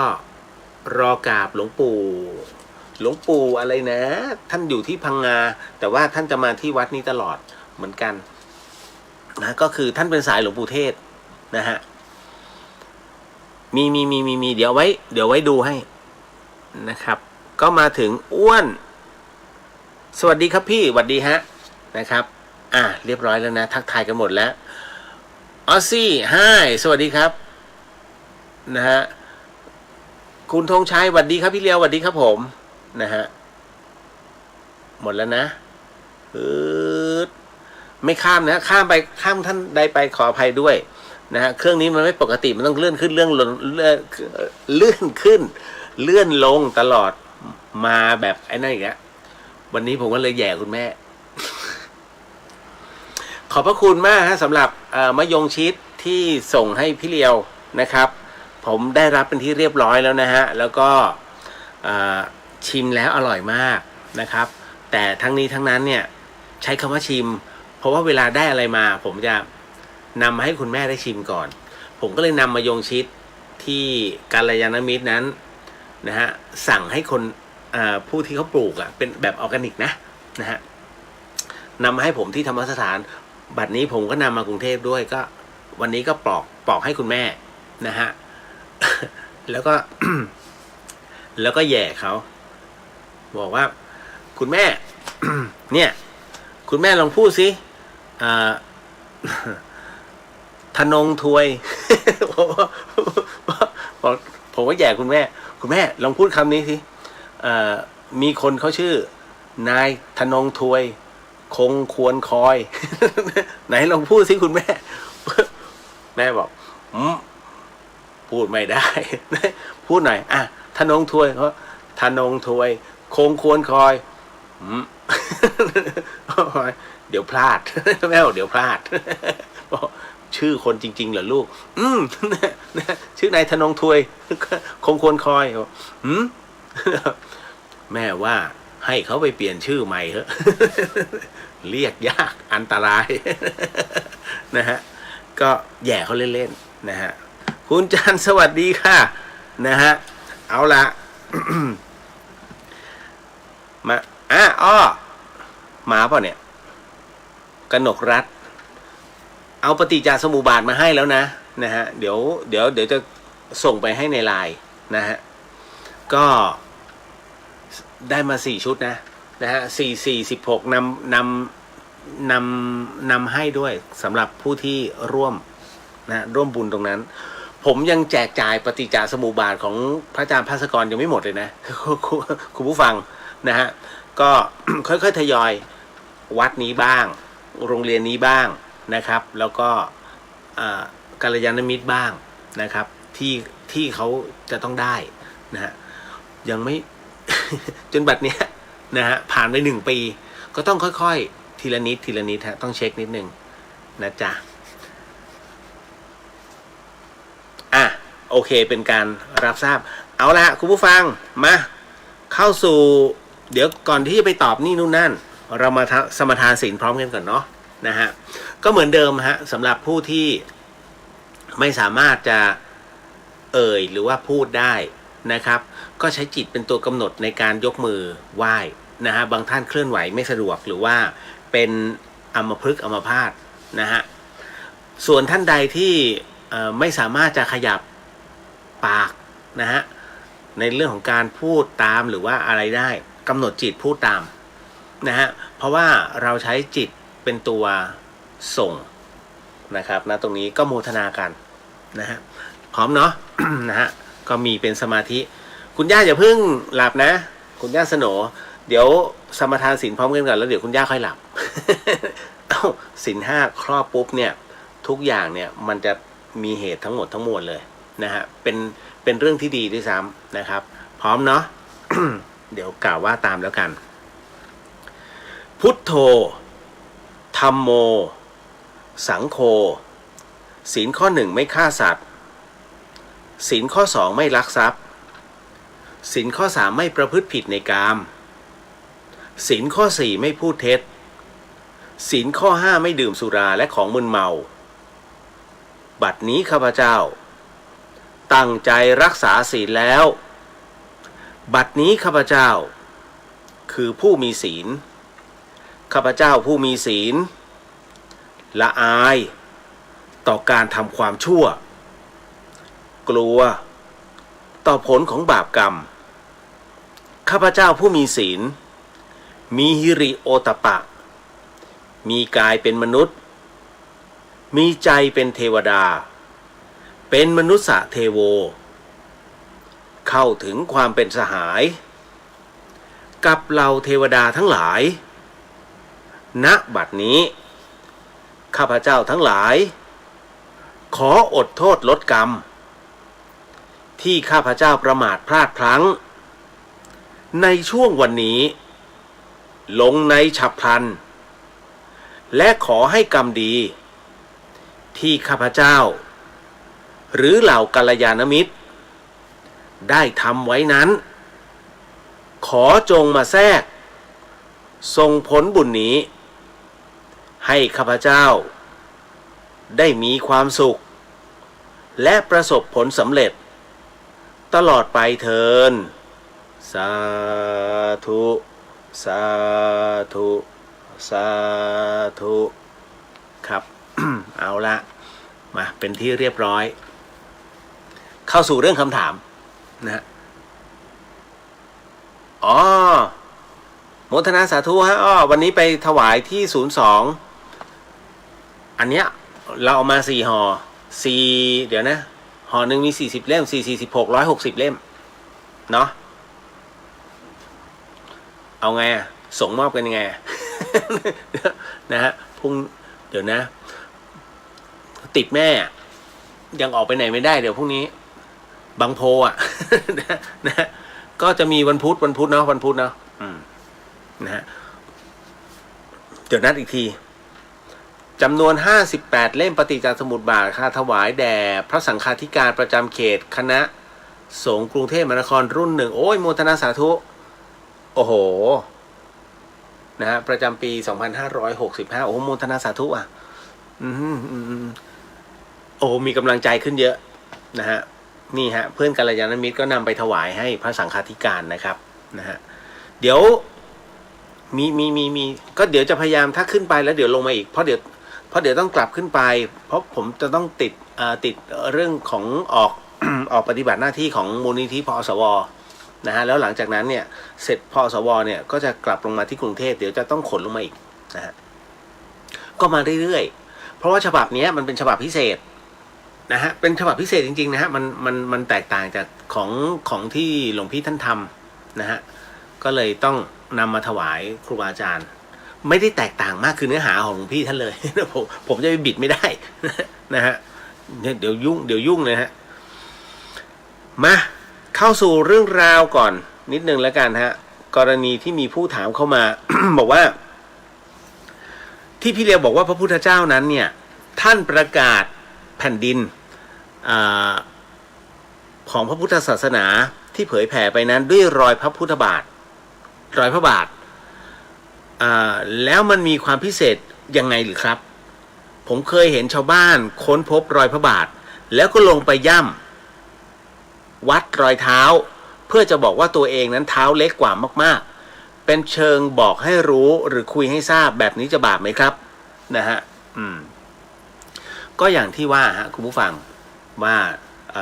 ในส่วนของรอยพระพุทธบาทเนี่ยนะครับเนื่องจากว่าพระพุทธองค์นั้นได้ดูแล้วตามเหตุปัจจัยในส่วนของพุทธธรรมนายนะฮะพระพุทธศาสนานั้นจะเจริญรุ่งเรืองนะฮะในปัจจุบันนี้ก็คือเขตสุวรรณภูมินะฮะสุวรรณก็แปลว่าทองคือเขตสุวรรณภูมิเนี่ยมันจะแย่งกันนะฮะตามที่องค์พระสัมมาสัมพุทธเจ้าได้บอกพม่าก็บอกว่าตนนั้นก็คือสุวรรณภูมิไทยเราก็บอกเราก็คือสุวรรณภูมินะฮะจีนบางส่วนก็บอกว่าของเขาก็สุวรรณภูมินะฮะจำได้ไหมฮะที่พระถังซัมจั๋งอะนะใช้เส้นทางสายไหมไปที่อินเดียเพื่อไปยังชมพูทวีปแล้วไปคัดพระไตรปิฎกตรงนั้นกลับมาที่แผ่นดินจีนเพื่อประกาศพระพุทธศาสนานะตรงนั้นเห็นไหมฮะดังนั้นเนี่ยจะบอกว่าจีนไม่มีศาสนามันก็ไม่เชิงปัจจุบันวัดเซาหลินก็ยังนะฮะแน่นอนที่สุดนะฮะทุกอันเนี่ยนะฮะเป็นเขตที่เรียกว่าอยู่ในเขตสุวรรณภูมิทั้งหมดลาวก็ประกาศเขมรบางส่วนก็ประกาศโอ้โหแย่งกันใหญ่แต่ท้ายที่สุดแล้วเนี่ยนะครับไม่ว่าจะใครก็แล้วแต่ในการประกาศนั้นเป็นแผ่นดินสุวรรณภูมินะฮะเราเชื่อมั่นว่าทุกอย่างนั้นมันจะมีสัญลักษณ์เพราะฉะนั้นองค์พระสัมมาสัมพุทธเจ้าท่านจึงได้ทิ้งสัญลักษณ์เอาไว้ก็คือเป็นการประทับทั้งรอยพระบาทและก็รอยพระหัตถ์ที่พม่ารอยพระพุทธบาทก็มีศรีลังการอยพระพุทธบาทก็มีไทยทั้งรอยพระพุทธบาทและรอยพระหัตถ์ก็มีนะฮะลาวรอยพระพุทธบาทก็มีเห็นไหมฮะรอยพระพุทธบาทนั้นมีไปถึงเวียดนามนะฮะมีนะฮะแล้วล่าสุดอินโดก็มีรอยพระพุทธบาทนะครับส่วนที่ผมส่งลงไปใน Facebook นะฮะอันนั้นเป็นรอยพุทธบาทที่แอฟริกานะซึ่งฝรั่งบอกว่านี่รอยเท้าบุตรดานะฮะก็คือรอยเท้าพุทธเจ้าตามความเชื่อของศาสนาพุทธแต่เป็นการประทับแบบถ้าเหยียบลงไปในหินนะฮะแล้วแผ่นดินมันเหมือนกับดันขึ้นมามันกลายเป็นแนวตั้งก็คือเป็นรอยพระพุทธบาทแนวตั้งแต่เป็นรอยเท้านะฮะเป็นรอยเท้าพุทธเจ้าจริงแล้วมันก็จะเป็นเหมือนกับเป็นธรรมจักรอะแต่ว่ามันเป็นวงเฉยๆตัวธรรมจักรนั้นเลือนลางมากนั่นนะฮะนั่นคือเป็นการประกาศลงไปนะฮะแต่ท้ายที่สุดแล้วทั้งหมดทั้งมวลนั้นก็คือให้เรารับรู้นะว่ามันเป็นอะไรที่เหนือความเขาเรียกมันเป็นเรื่องอาจินไตยฮะคิดยังไงให้ ให้ขบคิดยังไงเนี่ยมันก็มีทั้งฝ่ายหนึ่งเชื่อฝ่ายหนึ่งไม่เชื่อนะฮะแล้วก็หาคำตอบไม่ได้นะว่าเฮ้ยมันยืดหดยังไงวะนะถกยังไงมันก็ไม่สามารถพระพุทธองค์จึงให้ข้ามผ่านไปกับเรื่องราวเหล่านี้ดังนั้นในส่วนของรอยพุทธบาทนั้นเนี่ยถ้าเราพูดกันเป็นนัยยะเป็นกลางก็คือเป็นกุศโลบายทางธรรมแล้วกันแต่การปรากฏขึ้นเรื่องรอยเท้าแบบนี้มันยังหาคำตอบไม่ได้แล้วกันนะฮะแต่ผมเชื่อมั่นอย่างหนึ่งก็คือว่าศาสนาพุทธเป็นศาสนาที่กล้าฟันธงผีคือผีดีคือดีชั่วคือชั่วกรรมคือกรรมนะฮะเพราะฉะนั้นอภิญญาก็ส่วนอภิญญามีนะฮะแต่ว่าฟันธงเป้งเลยลงไปแต่ในขณะเดียวกันเนี่ยศาสนาอื่นเขาก็ใช่เหรอนะแล้วพยายามนี่นะวันนี้ก็มีเหมือนกันกับน้องที่ต่างศาสนาแล้วก็เอามาพูดคุยตรงนี้ขึ้นมาแล้วผมก็ชี้ชัดลงไปแล้วก็อธิบายจนเขาลงใจไปแล้วนะฮะแต่คราวนี้มาบอกก่อนว่ากรณีตรงนี้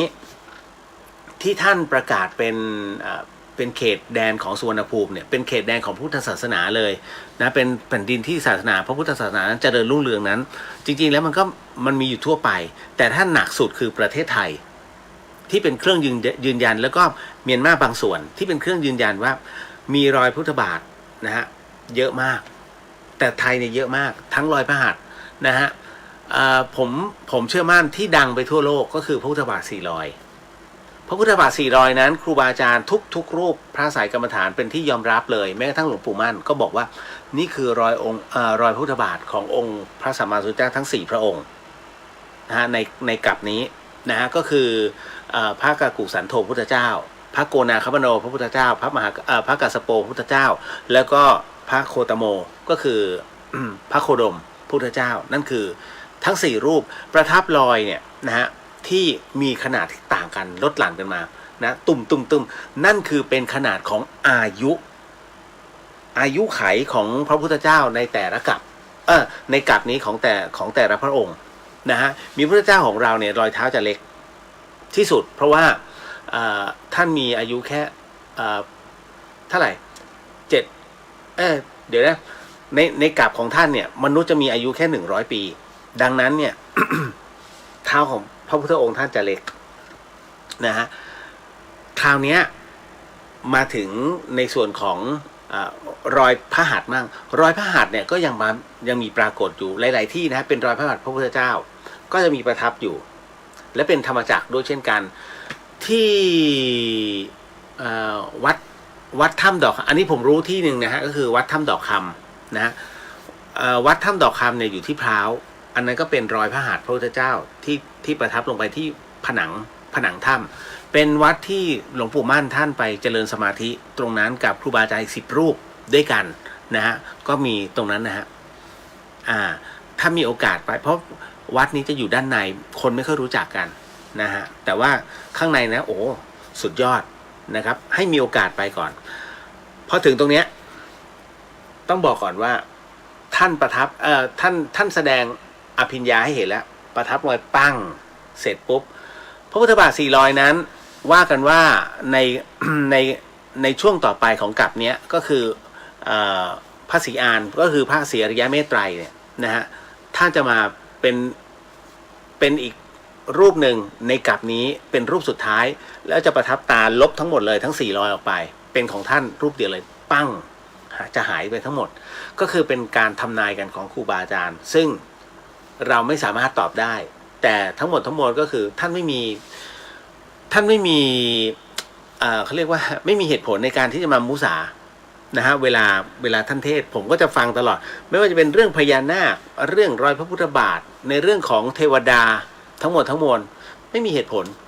ที่ท่านจะมาโกหกเราเพื่อให้เราเกิดศรัทธาเพราะว่าท่านไม่ได้มาเทศเหมือนกับโอ้โหประกาศออกไปไม่ท่านจะเทศในที่เนี่ยในที่กลุ่มลับๆนะฮะในวัดแต่เราพอไปฟังปุ๊บฟังเข้ามันมีบางอย่างที่มันคลิกนะฮะแล้วคราวนี้คำถามที่บอกว่าลงไปย่ำรอยเท้านะก็จะบอกว่ามันจะกลายเป็นการปรามาสนะเป็นการปรามาสแบบรู้เท่าไม่ถึงการฮะจริงๆแล้วเนี่ยมันไม่ควรกระทำคือรอยพุทธบาทเนี่ย จะจริงไม่จริงไม่เป็นไรนะเป็นรอยที่ทำขึ้นมาใหม่ก็ไม่เป็นไรแค่พิสูจน์ให้ได้นะฮะผมยกตัวอย่างเช่นพระบาท400ไปแล้วรอยพุทธบาทที่สระบุรีก็ที่ค้นเจอในสมัยพระเจ้าทรงธรรมใช่ไหมนะฮะก็ด้วยนั่นนะแล้วก็ยังมีหลายที่นะครับที่แต่ละที่เนี่ยจะเจอกันผมเองได้มีโอกาสไปเจอรอยพุทธบาทคือเป็นกลุ่มแรกๆที่ไปเจออันนั้นที่ชัยภูมิผมจำชื่อไม่ได้แล้วก็ไปทำประวัติให้ท่านนะฮะแล้วก็ทั้งหมดทั้งมวลนะฮะมันเกิดขึ้นอยู่ตรงนั้นเป็นที่เรียบร้อยนี่คือเหตุการณ์ที่มันเกิดขึ้นนะครับในส่วนรอยพุทธบาทเอาละบอกว่าพร้อมถวายปัจจัย 1,000 เลี้ยงพระเพลในนามพระอาจารย์ภัสกรโมทนาสาธุ พูดถึงหลวงพี่ภัสกรเนี่ยฮะก็จะบอกว่าที่ผมเขียนในส่วนของ Facebook มันเป็นเรื่องที่แปลกประหลาดมากฮะมันเป็นฝันที่ผมไม่เคยฝันขนาดนี้มาก่อนแล้วถึงขนาดร้องไห้อะร้องเลยคือประมาณว่าแบบน้ำตามันไหลออกมาเองเฮ้ยทำไมจึงเป็นเช่นนั้นมันแปลกตรงนี้ฮะ เรื่องของเรื่องนะฮะคุณผู้ฟังมันเป็นอย่างนี้คือวันนั้นเนี่ยอยู่ๆมันแปลกพอมาถึงที่ห้องปุ๊บผมเพลียมากแล้วก็หลับเลยพอหลับเสร็จปุ๊บเฮ้ยมันฝันเฉยเลยการฝันของผมเนี่ยมันเป็นอย่างนี้ฮะเล่าให้ฟังวันนั้นเนี่ย อยู่ๆแล้วมันหลุดไปที่แห่งหนึ่งครับผมเห็นมันเหมือนเข้าไปแล้วมันเป็นการเทศมันเรียกว่าเป็นการเลี้ยงพระเพลดีกว่าเป็นการเลี้ยงพระเลยเพราะว่าผมมองไปเนี่ยมีหลวงพี่ภัสกรด้วยมีพระทั้งหมด5 รูปหลวงพี่นั่งตรงกลางแล้วนั่งแบบเนี้ยสมมตินั่งตรงเนี้ยหน้าของท่านเป็นโต๊ะยาวมีพระทหารเต็มเลยแต่ไม่ได้ถูกฉันนะฮะเป็นพระทหารเต็มเลยแล้วก็มีโยมที่นั่งอยู่ฝั่งตรงข้ามท่านเปรียบเสมือนกับคล้ายๆนั่งเสมอท่านเสร็จปุ๊บแล้วก็มีญาติโยมเนี่ยที่นั่งกับพื้นเพียบเลยแล้วผมอะอยู่ๆก็หลุดเข้าไปตรงญาติโยมที่นั่งแต่พอผมยืนอยู่เพราะยืนแบบงงๆเฮ้ยแต่ก็มองเห็นหลวงพี่ภัสกรแล้วหลังจากนั้นนะก็เฮ้ยหลวงพี่แน่ๆก็เลยค่อยๆเดินพอเดินไปเสร็จปุ๊บปรากฏว่าพี่ละออนะซึ่งเป็นพี่ที่อยู่ที่ธรรมสถานด้วยกันเนี่ยฮะปรากฏว่าแกก็เดินมาสะกิดที่แขนพอสะกิดที่แขนเสร็จปุ๊บแกก็มานี่ประมาณว่าจะดึงผมอะไปนั่งรวมกับเหล่าศรัทธาญาติโยมผมเลยบอกพี่เดี๋ยวแป๊บเฮ้ยพี่ไอเนี้ยพี่จำไม่ได้เหรอหลวงพี่ท่านมรณภาพแล้วแต่ว่าเหตุการณ์เนี่ยมันเหมือนกับวันนั้นเลยนะมันเหมือนกับวันที่ก่อนที่ท่านจะมรณภาพเลยนะอยู่ๆผมก็พูดออกไปแบบนั้นแกก็ชะงักนิดนึงผมบอกเฮ้ยพี่เดี๋ยวผมขอไปหาหลวงพี่ท่านก่อนผมก็เลยเลาะทางด้านข้างแล้วก็เดินฝ่าผู้คนเนี่ยเข้าไปเพื่อจะไปหาท่านแล้วอยู่พี่ละออก็เดินตามผมเลยบอกว่าเฮ้ยพี่เดี๋ยวถ้ายังไงผมอยากได้รูปคู่กับท่านเพราะผมไม่มีรูปคู่กับหลวงพี่ท่านเลยเอาจริงนะฮะก็เลยว่าขอถ่ายรูปคู่กับท่านหน่อยนะฮะคือในตัวจิตเนี่ยมันกำลังบอกว่ารีบเดี๋ยวมึงจะเสียโอกาสก็เลยบอกแกเป็นอย่างนั้นเสร็จปุ๊บแกก็เดินแซงผมไปถ่ายรูปก่อนเลยบอกโอ้โหตายแล้วเราก็เดินไปเสร็จปุ๊บเนี่ยจนท่านมองมาแวบหนึ่งเห็นผมแล้วท่านก็เทศต่อคุยอย่างได้อรรถรสมากญาติโยมก็ฟังจนผมมาเดินไป ด้านหลังของท่านแล้วอยู่ผมก็ไปจับแขนท่านเลยนะแล้วก็ดึงท่านขึ้นมาจนแบบโยมจะฮือฮากันอ่ะท่านก็เลยบอกอ๋ออันนี้น้องหลวงพี่เสร็จปุ๊บพอท่านมายืนมันกลายเป็นว่าพอท่านลุกขึ้นยืนมาเนี่ยภาพของโยมหายหมดแล้วเหลือแต่เก้าอี้เปล่านะฮะแล้วก็มีโยมอยู่2-3 คนแล้วก็มีพระอยู่2-3 รูปแค่นั้นแล้วก็หลวงพี่ผมก็จับมือคือจับเนี่ยเป็นการทัชแบบ รู้สึกได้เลยเฮ้ยเนี่ยมือท่านเฮ้ยแขนท่านใช่ เพราะผมจับบ่อยนวดบ่อยนะฮะแล้วก็ทาแผลท่านบ่อยแล้วก็เฮ้ยจีวรมันรู้สึกได้เลยคุณวันนี้คือจีวรหลวงพี่นะฮะเฮ้ยหลวงพี่โอ้โหนึกในใจโคตรดีใจเลยดินั่นน่ะนะตรงนั้นเสร็จปุ๊บหลวงพี่เดี๋ยวขอถ่ายรูปหน่อยแล้วไอ้ช่วงที่ผมจับท่านเนี่ยแล้วดูที่จีวรแล้วมันมีนาฬิกาอยู่นาฬิกาผมเองนาฬิกามันดันบอกว่านี่คือเวลา6 โมงกว่าก็คือ18 นาฬิกากว่าแล้วเป็นวันนั้นเป็นวันที่14 มีนาเฮ้ยอีกตัวมโนของจิตเนี่ยมันบอกเลยว่านี่เป็นเวลาที่หลวงพี่ใกล้ไปแล้วนี่หว่าหลวงพี่ขอถ่ายรูปหน่อยขอถ่ายรูปท่านก็ยืนแบบงงๆอ่ะปกติผมจะไม่เคยขอถ่ายรูปคู่กับท่านก็แล้วนิ่งๆผมก็เลยรีบเหมือนกับผมลืมกล้องหรือว่าลืมโทรศัพท์มือถือไว้ไม่กี่เมตร10 เมตรผมก็เลยหันกลับไปแล้ววิ่งกลับมาพอหันกลับมาเสร็จปุ๊บภาพที่ผมเห็นก็คือท่านยืนนิ่งๆเงี้ยแล้วมือท่านน่ะจับไปที่หัวใจแล้วค่อยๆจะล้มในตัวจิตผมรู้แล้วว่าเฮ้ยนี่มันเป็นเวลาของท่านแล้วผมก็เลยท่อง เรียกว่าอ่านพระคาถาให้แบบลงสโลว์มากที่สุดและภาพตรงนั้นมันก็คือสโลว์จริงนะท่านค่อยๆล้มค่อยๆล้มแล้วก็คือหงายลงไปเลยฮะล้มทั้งยืนน่ะ ผมก็เลยรีบกระโดดขึ้นไปที่ตัวท่านแล้วก็ปั๊มหัวใจปั๊มท่องพระคาถาหมดเลยฮะนะมงกุฎพุทธเจ้าผมท่องทุกอนูที่ครูบาอาจารย์สอนเท่าที่จำได้ในตัวมโนจิตเนี่ยใส่ลงไปทุกดอกเลย นะ อีกใจหนึ่งก็เฮ้ยหลวงพี่กลับมาหลวงพี่อย่าทำงี้นะบอกมากลับมาอย่าทิ้งนะนะฮะกลับมาเสร็จปุ๊บจนท่านลืมตาแล้วเขาบอกมึงเหนื่อยแล้วสิโอ้โหโคตรดีใจอะตอนนั้นท่านฟื้นแล้วผมก็ทิ้งตัวลงนอนข้างท่านมันเหนื่อยไงตอนปั๊มหัวใจนะฮะเสร็จปุ๊บ คือมันดีใจจนน้ำตาไหลอะแล้วอยู่ๆปากผมก็ท่องพระคาถานะฮะเหมือนกับครอบท่านอีกทีนึงแต่ดันเป็นช่วงที่ผมตื่นพอดีแล้วน้ำตามันไหลอ่ะคุณโอ้โหสุดๆมันก็เลยไปเข้ากับหนึ่งในสิ่งที่พี่สุเคยถามผมเรื่องของคุณแม่ในเรื่องของวิญญาณนะฮะแล้วพอดีมันมีอีกหนึ่งคำถามฮะนิดนึงเดี๋ยวนะฮะไม่ใช่อันนี้ไม่ใช่เดี๋ยวนะอันนี้ข่าวอันนี้เรื่องหลอนแป๊บหนึ่งนะฮะผมขอหาคำถามเขาก่อนอ๋ออันนี้เฮ้ยไม่ใช่ดิอันนี้การเรื่องของฆ่าสัตว์เอาไปไหนเนี่ยแป๊บหนึ่งนะครับมันมี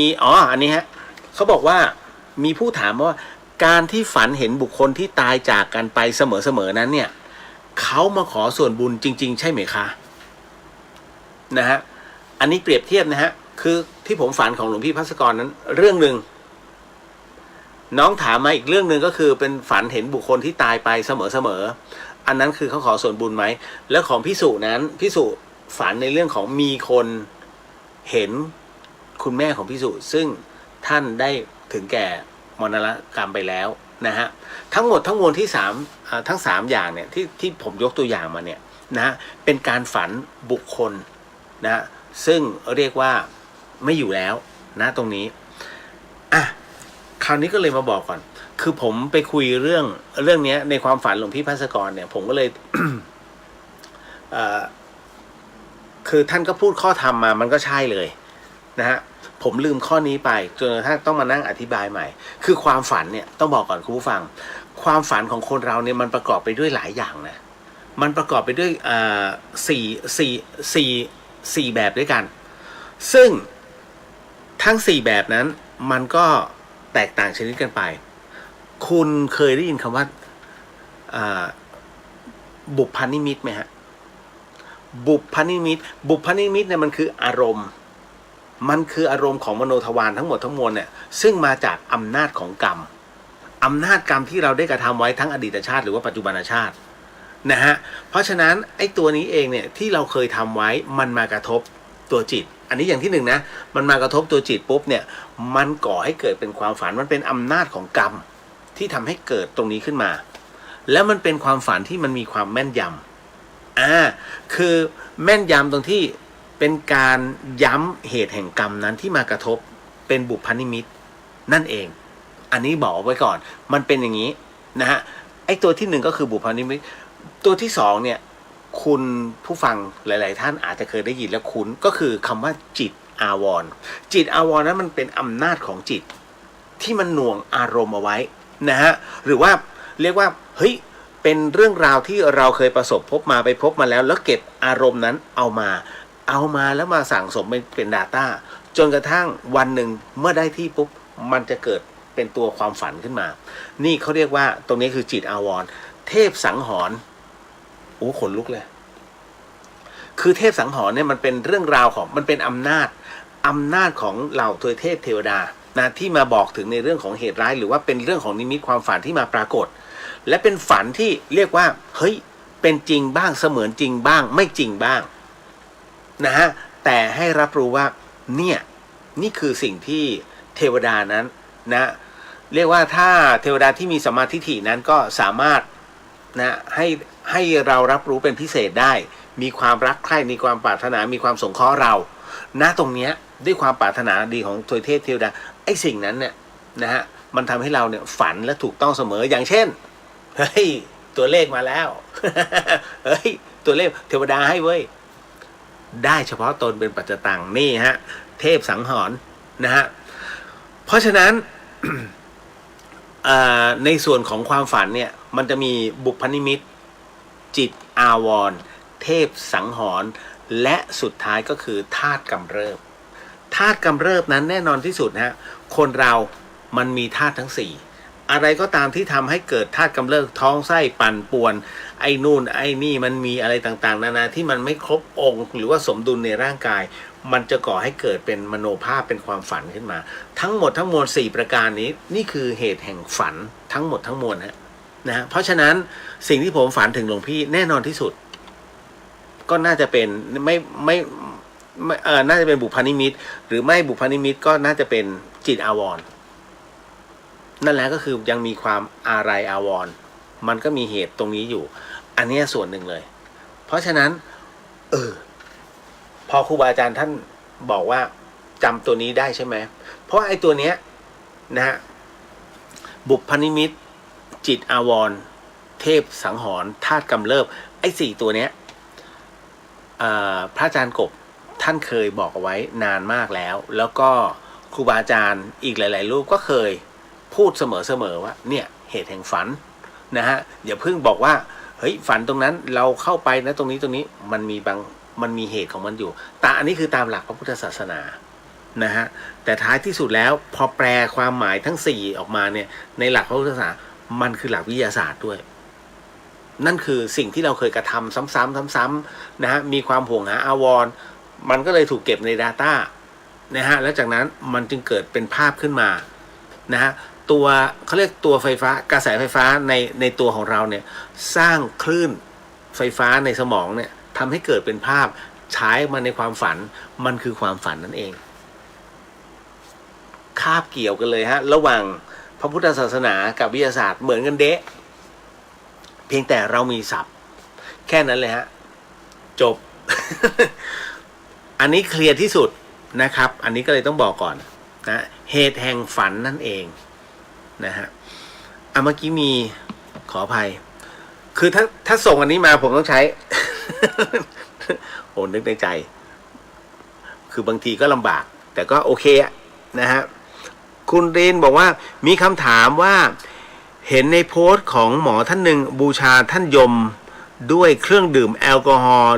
ด้วยความสงสัยได้เขียนคอลัมน์ถามหมอท่านนั้นว่าบูชาท่านยมด้วยเครื่องดื่มแอลกอฮอล์ได้เหรอหมอท่านนั้นก็ตอบว่าได้ท่านยมชอบก็งงอยู่นะคะเพราะศีล 5นั้นบอกว่าห้ามดื่มสุราและของมึนเมาแล้วกรณีนี้ทำไมเป็นเช่นนั้นด้วยความสงสัยจริงๆเดี๋ยวแป๊บหนึ่งนะฮะขอรบกวนครูเดียวอธิบายให้หาย ให้หายงงด้วยค่ะโมทนาสาธุ ผมต้องถามกลับไปครับว่า ให้ถามกลับไปเลย เคยเจอท่านยมไหมนะถ้าบอกท่านยมชอบเล่าแล้วเดี๋ยววันหนึ่งพอเจอท่านยมลองถามท่านว่าจะขึ้นหรือลง นะฮะทั้งหมดทั้งมวลเดี๋ยวผมบอกกันนะฮะในเรื่องของบูชานะฮะไม่ว่าจะเป็นอะไรก็แล้วแต่สิ่งศักดิ์สิทธิ์หรือว่าเทพหรือว่าจะเป็นเรียกว่าอะไรก็ตามที่เรานับถือเนี่ยส่วนใหญ่แล้วถ้าเป็นสัมภเวสีนะฮะมักจะบูชาด้วยมันจะมีพวกของมึนเมาทั้งหมดเหล้าขาวนะฮะมีไอ้นู่นไอ้นี่ไอ้นั่นแต่ถ้าเป็นเทพนมถ้าเป็นพระไม่มีนะฮะแม้กระทั่งเทวดาทั้งหมดทั้งมวลเนี่ยเทวดาบางครั้งอย่างชั้นจาตุมาราชิกานะฮะบางคนบางเขาเรียกว่าบางส่วนก็ชอบที่จะมีการเขาเรียกสุราเองบนสวรรค์เนี่ยนะฮะเป็นสุราทิพย์จำได้ไหมฮะเรื่องของพญามารนะฮะพญามารเนี่ยต้องบอกว่าโอ้โหดื่มสุรากันสนุกสนานนะจนกระทั่งวันหนึ่งฝ่ายที่เรียกว่าเป็นฝ่ายดีแล้วกันฝ่ายพระรามเนี่ยนะฮะณตอนนั้นเนี่ยฤทธิ์ยังสู้พญามารไม่ได้แต่ในขณะเดียวกันก็คอยรับใช้จนกระทั่ง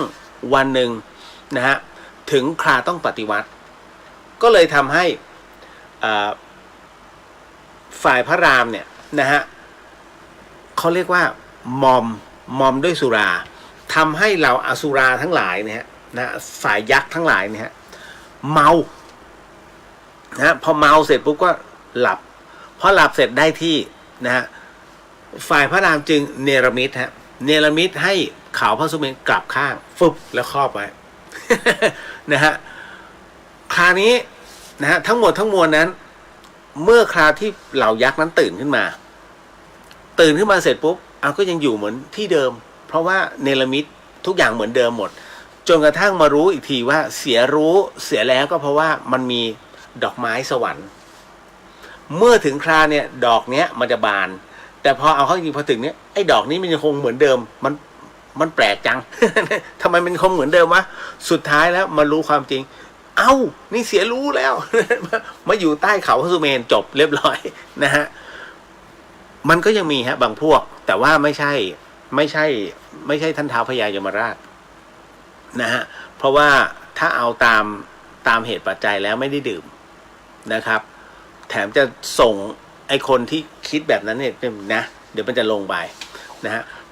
อันเนี้ยผมไม่เคยสัมผัสเองนะครับเพราะตอนที่ผมตายอ่ะผมยังอยู่กับร่างไม่ได้ไปไหนแต่ผู้ที่เคยเขาตายไปแล้วเนี่ยแล้วเขาได้สัมผัสเขาก็จะบอกเลยว่า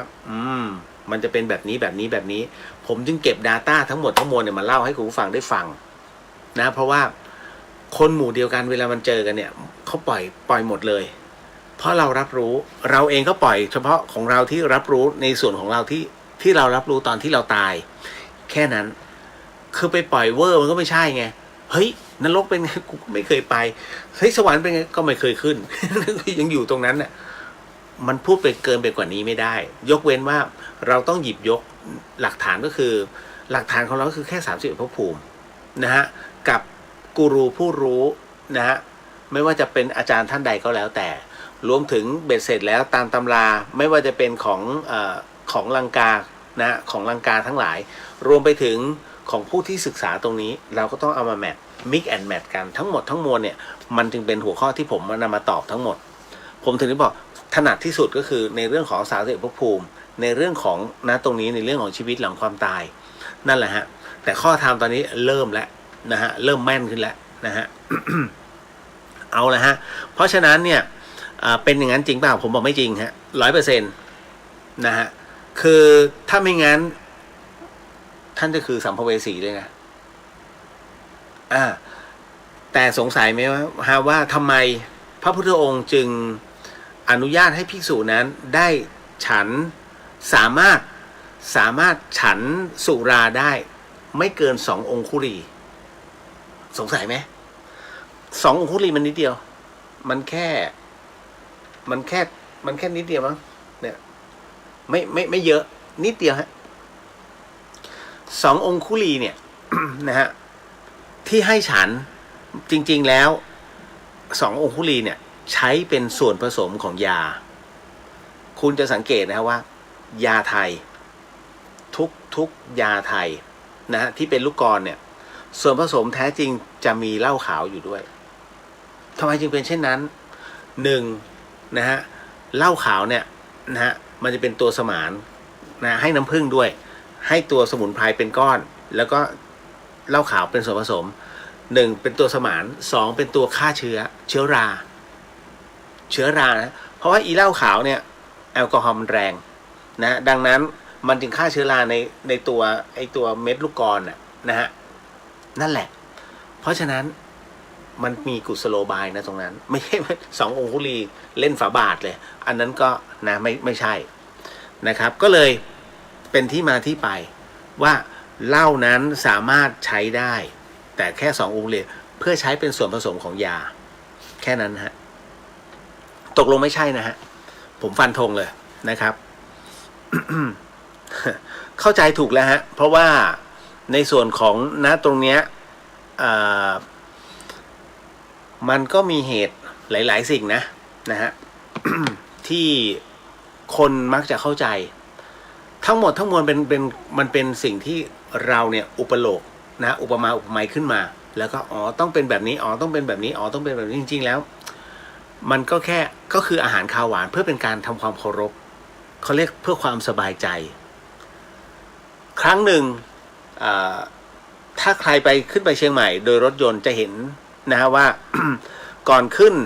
นะฮะเขาเรียกตรงเจ้าพ่อขุนตาลศาลก่อนที่จะจัดระเบียบใหม่นะศาลเพียบเลยของเส้นเพียบเลยน้ำแดงเหล้าม้าลายบึ้มใครผ่านต้องบีบแต่นะฮะปัจจุบันไม่จำเป็นห้ามบีบแต่ทุกอย่างไม่มีการถวายห้ามนะฮะ เห็นไหมฮะเพราะว่าก็คือยังไงไม่ถวายก็ได้เพราะว่าทั้งหมดทั้งมวลนั้นบางที่ก็ยกมือไหว้ธรรมดาแต่ห้ามบีบแต่นะฮะอันนั้นก็คือศาลเจ้าพ่อขุนตาลนั่นนะฮะ คุณจินชาบอกว่าเคยถามพระอาจารย์ว่าทำไมเทวดาจึงมีเทวดาไม่ดีพระอาจารย์เคยตอบไว้ว่าความเป็นเทวดานั้นเป็นฝ่ายผลเกิดจากเหตุที่เคยรักษาศีลแล้วก็มีฮิริโอตปะฮะ จริงๆแล้วเทวดาเนี่ยมีทั้งเขาเรียกว่ามีทั้งนายมีทั้งบ่าวนะฮะก็คืออย่างสวรรค์ชั้นจตุปาราชิกาเนี่ยคนที่ทำบุญเยอะๆ นะฮะคนที่เสพบุญเยอะๆจะไปอยู่ชั้นจาตุมนี่ก็จะแบ่งเป็น4 ฝ่ายถูกไหมฮะจตุโลกบาลนะฮะแต่คราวนี้อยู่ในความปกครองของใครก็แล้วแต่คนที่ทำบุญไม่ใช่ว่าจะอยู่ชั้นจาตุมแล้วฉันจะต้องมีวิมานเป็นของตนไม่บางทีเนี่ยเขาเรียกว่า100 คะแนนเต็ม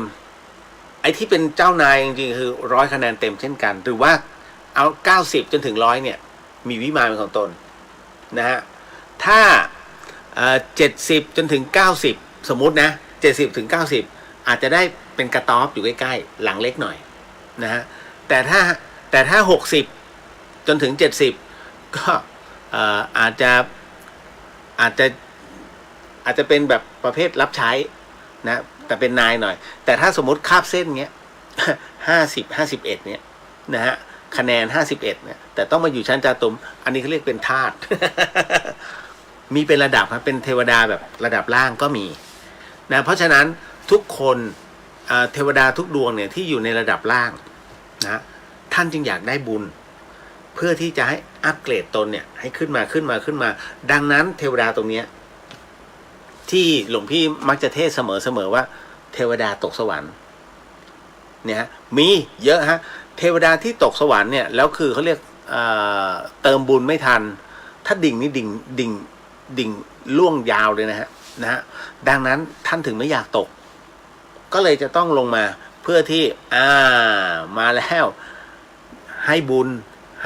ให้ทุกสิ่งอันนะฮะเป็นเทพสังหรณ์ไป ให้โชคให้ลาภให้โชคให้ลาภให้โชคให้ลาภเฮ้ยเสร็จปุ๊บเนี่ยเอาบุญมาเผื่อกูด้วย นั่นแหละฮะเป็นการเติมบุญนี่แหละฮะเพราะฉะนั้นเทวดาจึงมีเป็นระดับไม่ใช่ว่าอยู่ๆเฮ้ยอยากจะได้ปุ๊บเป็นจะบอกว่าเอาง่ายๆสวรรค์ในแต่ละชั้นอันเนี้ยผมไม่ได้พูดเองเท่าที่ได้สนทนากับครูบาอาจารย์มานะฮะอย่าเข้าใจผิดโยมไม่ใช่อยู่ๆตายปุ๊บจะขึ้นจาตุมหาราชิกาเลยไม่ใช่นะฮะเวลาโยมทำงานเนี่ย กว่าจะขึ้นไปถึงผู้จัดการกว่าจะถึงไปถึงรองผู้อำนวยการจนไปถึงผู้อำนวยการโยมต้องข้ามขั้นโยมต้องขึ้นตามทีละขั้นอย่าข้ามขั้นนะถ้าโยมคิดว่าโยมข้ามขั้นบุญโยมถึงหรือถูกไหมฮะดังนั้นผมเก็ตเลยเพราะผมค่อยๆโตทีละนิดในหน้าที่การงานค่อยๆโตจนขยับมาจนถึงในระดับเป็นเฮดดังนั้นเราเข้าใจแล้วว่าสเต็ปของมันสเต็ปแห่งบุญไงมันเป็นยังไงนั่นแหละฮะเพราะฉะนั้นใครที่อยากจะไปเป็นผู้จัดการเลยหรือว่าเป็นเจ้าของเลยทำบุญเยอะๆนะฮะทำบุญเยอะๆนะฮะ ต่อมา1 องคุลีเท่ากับ1 ข้อนิ้วใช่ครับนะฮะนั่นแหละ เพราะฉะนั้นเนี่ยมันก็อย่างที่บอกมันจะเป็นในเรื่องของฝาเดี๋ยวข้อนิ้วก้อยนะไม่ใช่ข้อนิ้วชี้นะครับหรือข้อนิ้วโป้งอย่างสูงเลย โอ้โหถ้าขนาดนี้นี่เมานะฮะเป็นข้อนิ้วก้อยนะครับเอาล่ะ ต่อมาอันนี้คุณปฐมพรบอกว่าพระอาจารย์กบวัดป่าพรหมยานหรือเปล่าคะใช่ครับพระอาจารย์กบแหละที่สอนผม หลายๆสิ่งผมเอาจริงนะถามพระอาจารย์ก็ได้ผมเป็นคนที่ไม่เชื่อเรื่องอะไรก็แล้วแต่นะผมเป็นคนที่ไม่เชื่ออะไรเลยจนพระอาจารย์ท่านเมตตาที่พระอาจารย์เมตตาเพราะอาจารย์แม่ชีสั่ง อาจารย์แม่ชีเพียงเดือนแล้วก็หลวงพี่ภัสกรก็ฝากอาจารย์กบดูแลมันด้วย ตั้งแต่นั้นเป็นต้นมาพระอาจารย์ก็ค่อยๆสอนผมทีละนิดทั้งพระคาถาด้วยนะฮะสอนวิธีการด้วยอะไรหลายอย่างนะฮะก็ผมก็เลยคือพระอาจารย์เนี่ยท่านสอนสั่งสอนผมตั้งนานแล้วในเรื่องของอย่าไปติดเรื่องฤทธิ์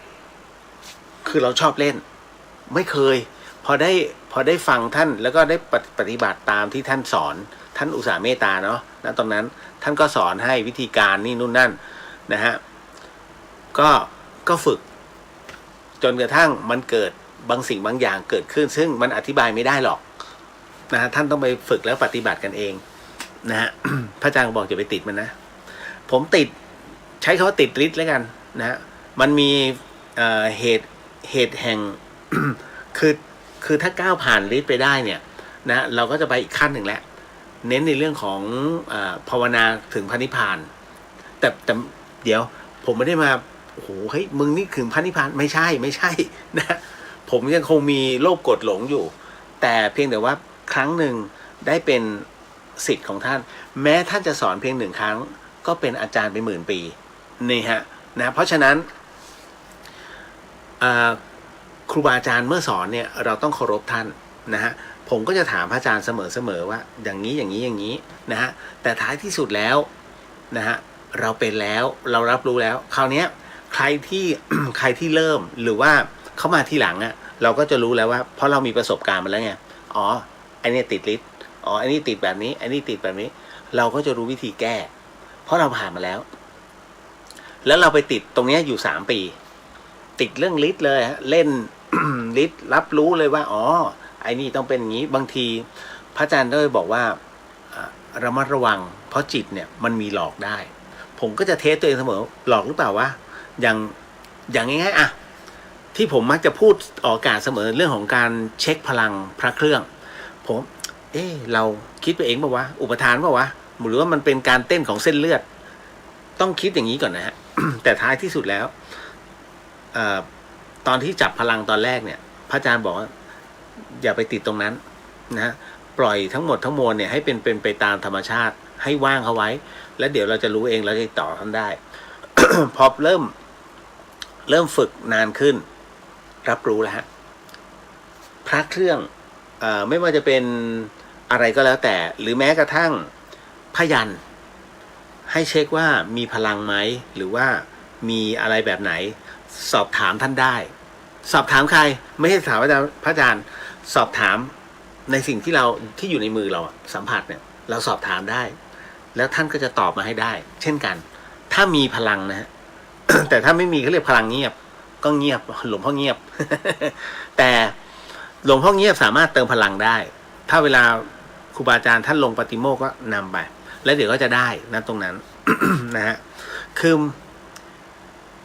พอคนมันไม่เชื่อนี่นะมันก็ไม่เชื่อผมเป็นคนที่ไม่เชื่อให้หัวเด็ดตีนขาไม่ใช่จนพระอาจารย์เนี่ยท่านลงไปให้ทีละนิดทีละนิดแล้วมันเกิดเป็นผลจริงๆก็ใช่ปะวะ เฮ้ยใช่ปะวะ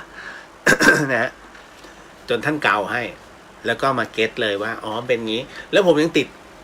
กับท่านอยู่อีก9 วันเนี่ยที่วัดป่าพรหมยานต้องไปฮะ แต่ว่าท่านบอกว่าให้ผมขึ้นไปภาวนาลำพังฮะที่วัดวีระนะฮะ วัดวีระพรหมยานก็คือท่านเป็นสายพระเดชพระคุณพระราชพรหมยานฮะท่านก็เลยที่ฉะเชิงเทราท่านบอกว่าตอนนี้วัดวีระพรหมยานน่าจะร้างอยู่ให้ผมมาขึ้นไปภาวนาตรงนั้น9 วันก็เลยเดี๋ยวขอต่อรองท่านก่อนขอให้ผมเสร็จพสวก่อนจะมาชดใช้ก็บอกท่านไปแบบนั้นนะฮะพี่สุขอบคุณค่ะน้องเรียวเคลียร์ค่ะเนาะโมทนาสาธุนะฮะคำว่าฝึกนี่ฝึกอะไรฝึกคำว่าฝึกคืออะไรคะตอนแรกเข้าใจว่าเป็นพลังเฉพาะที่คนคนนั้นมีซะอีก อ๋อผมเรียนมโนมยิทธิกับท่านนะฮะแล้วก็ฝึกก็คือในเรื่องของการจับพลังนะก็คือจับพลังพระนี่แหละฮะแล้วก็ในเรื่องของการอธิษฐานจิตฝึกของการปิดสวิตช์เอาง่ายๆหลวงพิธีท่านทีที่อยู่กับท่านนะฮะหลวงพิธีตอนที่เป็นคฤหัสถ์เป็นผู้ที่เห็นวิญญาณทุกครั้งไปจนรู้สึกว่าไม่ไหวแล้วท่านทีที่อยู่กับท่านเนี่ยนะฮะเวลาท่านไปวัดป่าพรหมยานกับพระอาจารย์กบจะมีหลวงพี่อีกรูปหนึ่งที่อยู่ข้างๆท่านนะฮะ นั่นนะฮะหลวงพิธีถามท่านได้สมัยก่อนแต่ท่านจะยิ้มแล้วก็จะเดินหนีท่านคุยน้อย หลวงพิธีสมัยก่อนเนี้ยนะฮะก็เป็นผู้ที่เห็นผีนะครับแล้วก็มาหาพระอาจารย์ก็เลยสอนปิดสวิตช์ไอ้เจ้าจ๋าก็เห็นผีก็ต้องมาสอนปิดสวิตช์ตอนผมแรกๆตอนที่ฝึกก็เห็นอยู่บ่อยๆพระอาจารย์ก็บอกต้องฝึกอธิษฐานปิดสวิตช์คือปิดสวิตช์หมายถึงว่าอยากเห็นก็เปิดถ้าอยากเห็นสัพพวิญญาณก็อธิษฐานเปิดสวิตช์แล้วมันก็จะเห็นเหมือนเดิมแล้วก็ไม่อยากเห็นแล้วก็อธิษฐานปิดสวิตช์มันต้องมีสวิตช์เปิดปิดใครจะไปเห็นตลอดเวลาบ้าแล้วนะฮะ พระอาจารย์จะสอน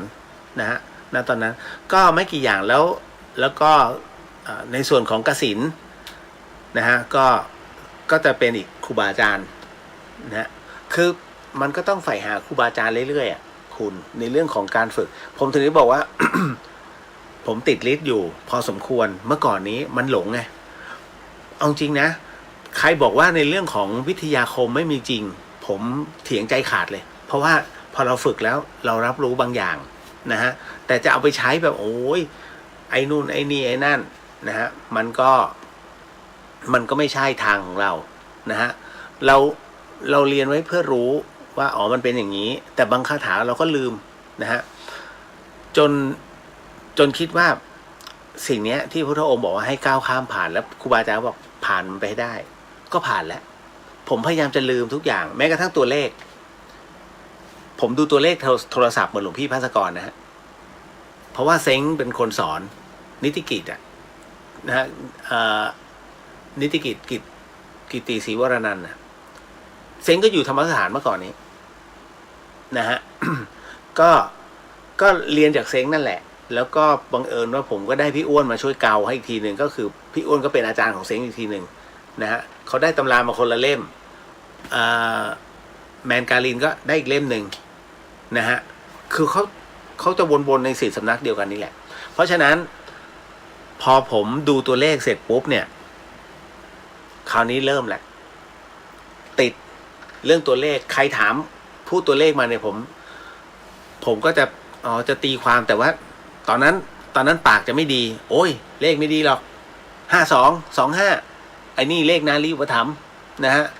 เนี่ยใครที่มีเบอร์7337ระวังตายโหงนะฮะเพราะมันเลขอุบัติเหตุมันเป็นคู่อุบัติเหตุไว้ ปากอย่างนั้นจริงนะเพราะปากแบบเนี้ยคุณตัวกรรมเนี่ยที่เราเคยไปเตือนอย่างที่ผมเคยยกตัวอย่างเนี่ยชอบบอกเขาว่าเฮ้ยระวังนะเดี๋ยวเดินไปจะมีคนตีหัวไอ้ตัวกรรมที่มันรอจะตีหัวไอ้คนเนี้ยที่ต้องรับกรรมเนี่ยทำไมมันยังไม่มาวะมันต้องมีเหตุมันก็เลยต้องเดินมาดูอ๋อไอ้นี่เองที่คนบอกมันก็เลยมาเล่นงานเราเพราะฉะนั้นผมก็เลยมองว่ามันไม่ได้เป็นเรื่องที่ดีฮะในเรื่องของไปการไปพูดถึงบุพกรรมชาวบ้านเขาให้เขารับรู้เนี่ยให้เขาจิตตกไม่เกิดประโยชน์แถมเกิดโทษกับเราแล้วมันเกิดโทษกับเราจริงๆนั่นแหละฮะทำให้ผมถึงต้องตายมันหนักขนาดนั้นฮะมันเป็นเพราะปากเราตั้งแต่นั้นเป็นต้นมาเนี่ยผมก็เลยพยายามจะสำรวมแล้วก็สงวนท่าทีในเรื่องของการดูตัวเลขเวลาใครส่งอะไรมาผมบอกนู่นเลยฮะไปหาตุนุกเลยไปหาพี่ละออเลยจะไม่ดูเรารู้อยู่แล้วว่ามันจะมีผลกระทบนะฮะมันไม่ใช่ผลดีเพียงแต่ถ้าเขาให้รู้นานแล้วผมไม่ได้ครอบครูผมไม่เคยครอบครูกับใครนะนอกจากครูละครแล้วก็ครูดนตรีกับวิไลนาศิลป์นะฮะแล้วก็ครูช่างของศิลปากรไม่ที่เหลือไม่เคยครอบฮะหลายคนพยายามให้ครอบผมไม่ครอบนะฮะเพราะว่าแค่นี้ก็พอแล้วนะฮะคือถ้าครอบเยอะเขาเรียกบ้าไม่ได้เป็นผลดีกับตัวนะฮะ แค่เรารับรู้มีครูพอแล้วนะก็เลยเนี่ยฮะที่มาที่ไปว่าทำไมจะต้องฝึกแล้วเราฝึกเพื่อรู้เนาะไม่ใช่ว่าเราฝึกเพื่ออะไรไม่ผมไม่เคยไปใช้ในทางที่ไม่ดีนะฮะ ก็พยายามจะช่วยหลายๆคนเนาะนะฮะเห็นไหมเวลาพูดหลวงพี่ภัสกรมักจะดูตัวเลขอันนี้คือส่วนหนึ่งซึ่งหลวงพี่ท่านก็จะคือท่านจะสงเคราะห์พระอาจารย์ภัสกรสังเกตผมเชื่อมั่นหลายคนถูกหลวงพี่เปลี่ยนตัวเลขให้ หมายเลขโทรศัพท์ไม่ดี ผมเชื่อมั่นเช่นนั้นเพราะว่าผมเองก็บอกท่านหลวงพี่อย่าไปเปลี่ยนตัวเลขโทรศัพท์เขาเลยเพราะบางทีเนี่ยมันก็กรรมใครกรรมมันมึงไม่ต้องมายุ่งหรอกกูส่งข้อเขานั่นนะช่างมันเถอะจะเป็นอะไรไม่เป็นไรหลวงพี่รับเองท่านพูดอย่างเงี้ยบางทีผมก็ใจไม่ดีไง คือทุกคนเนี่ยจะบอกพี่เลียวทุกคนเป็นพี่เลียวหมายถึงว่าให้ผมช่วยเตือนหลวงพี่ผมว่าเตือนจนทะเลาะกันแล้วก็เลยไม่เตือนผมเป็นคนที่พูดครั้งเดียวนะฮะเรื่องอะไรก็แล้วแต่บุคลากรคนไหนที่ทำไม่ดีผมจะพูดแค่ครั้งเดียวแล้วก็จะไม่พูดอีกเลยเป็นงั้นจริงนะฮะผมก็เตือนท่านหลายครั้งท่านก็จะย้อนกลับมาเสมอมึงอคติโอเคแล้วแต่แล้วก็ผมก็กลับก็คือแยกเตือนแล้วไงจบเป็นอันว่าหมดหน้าที่ผมเตือนครั้งเดียวเป็นคนอย่างนั้นจริงนะฮะ เป็นคนมาแต่ไหนเพราะไม่ชอบวุ่นวายเพราะว่าถ้าไปวุ่นวายมากมันก็ไม่ใช่เรื่องของเรานะฮะยกเว้นว่าถ้าท่านติดตรงไหนเนี่ยอย่างบางทีท่านไม่มีประสบการณ์เรื่องความตายท่านจะลงมาถามผมก็จะมันเป็นอย่างนี้หลวงพี่ตึ้งแล้วเดี๋ยวท่านก็กลับไปพิจารณาเป็นสไตล์ของท่านเราแค่เป็นตัวหนึ่งเขาเรียกเป็นตัวจิ๊กซอว์เล็กๆที่ส่งให้ท่านที่เหลือท่านจัดการท่านผมถึงกับหลวงพี่ท่านสายปัญญามากว่าหาผู้มาทดแทนได้ยากมากพระอาจารย์ภัสกรเอาจริงนะฮะ ผมยังไม่ได้กับพีท่านเลยนะแต่พยายามจะค่อยๆศึกษาต้องใช้เวลา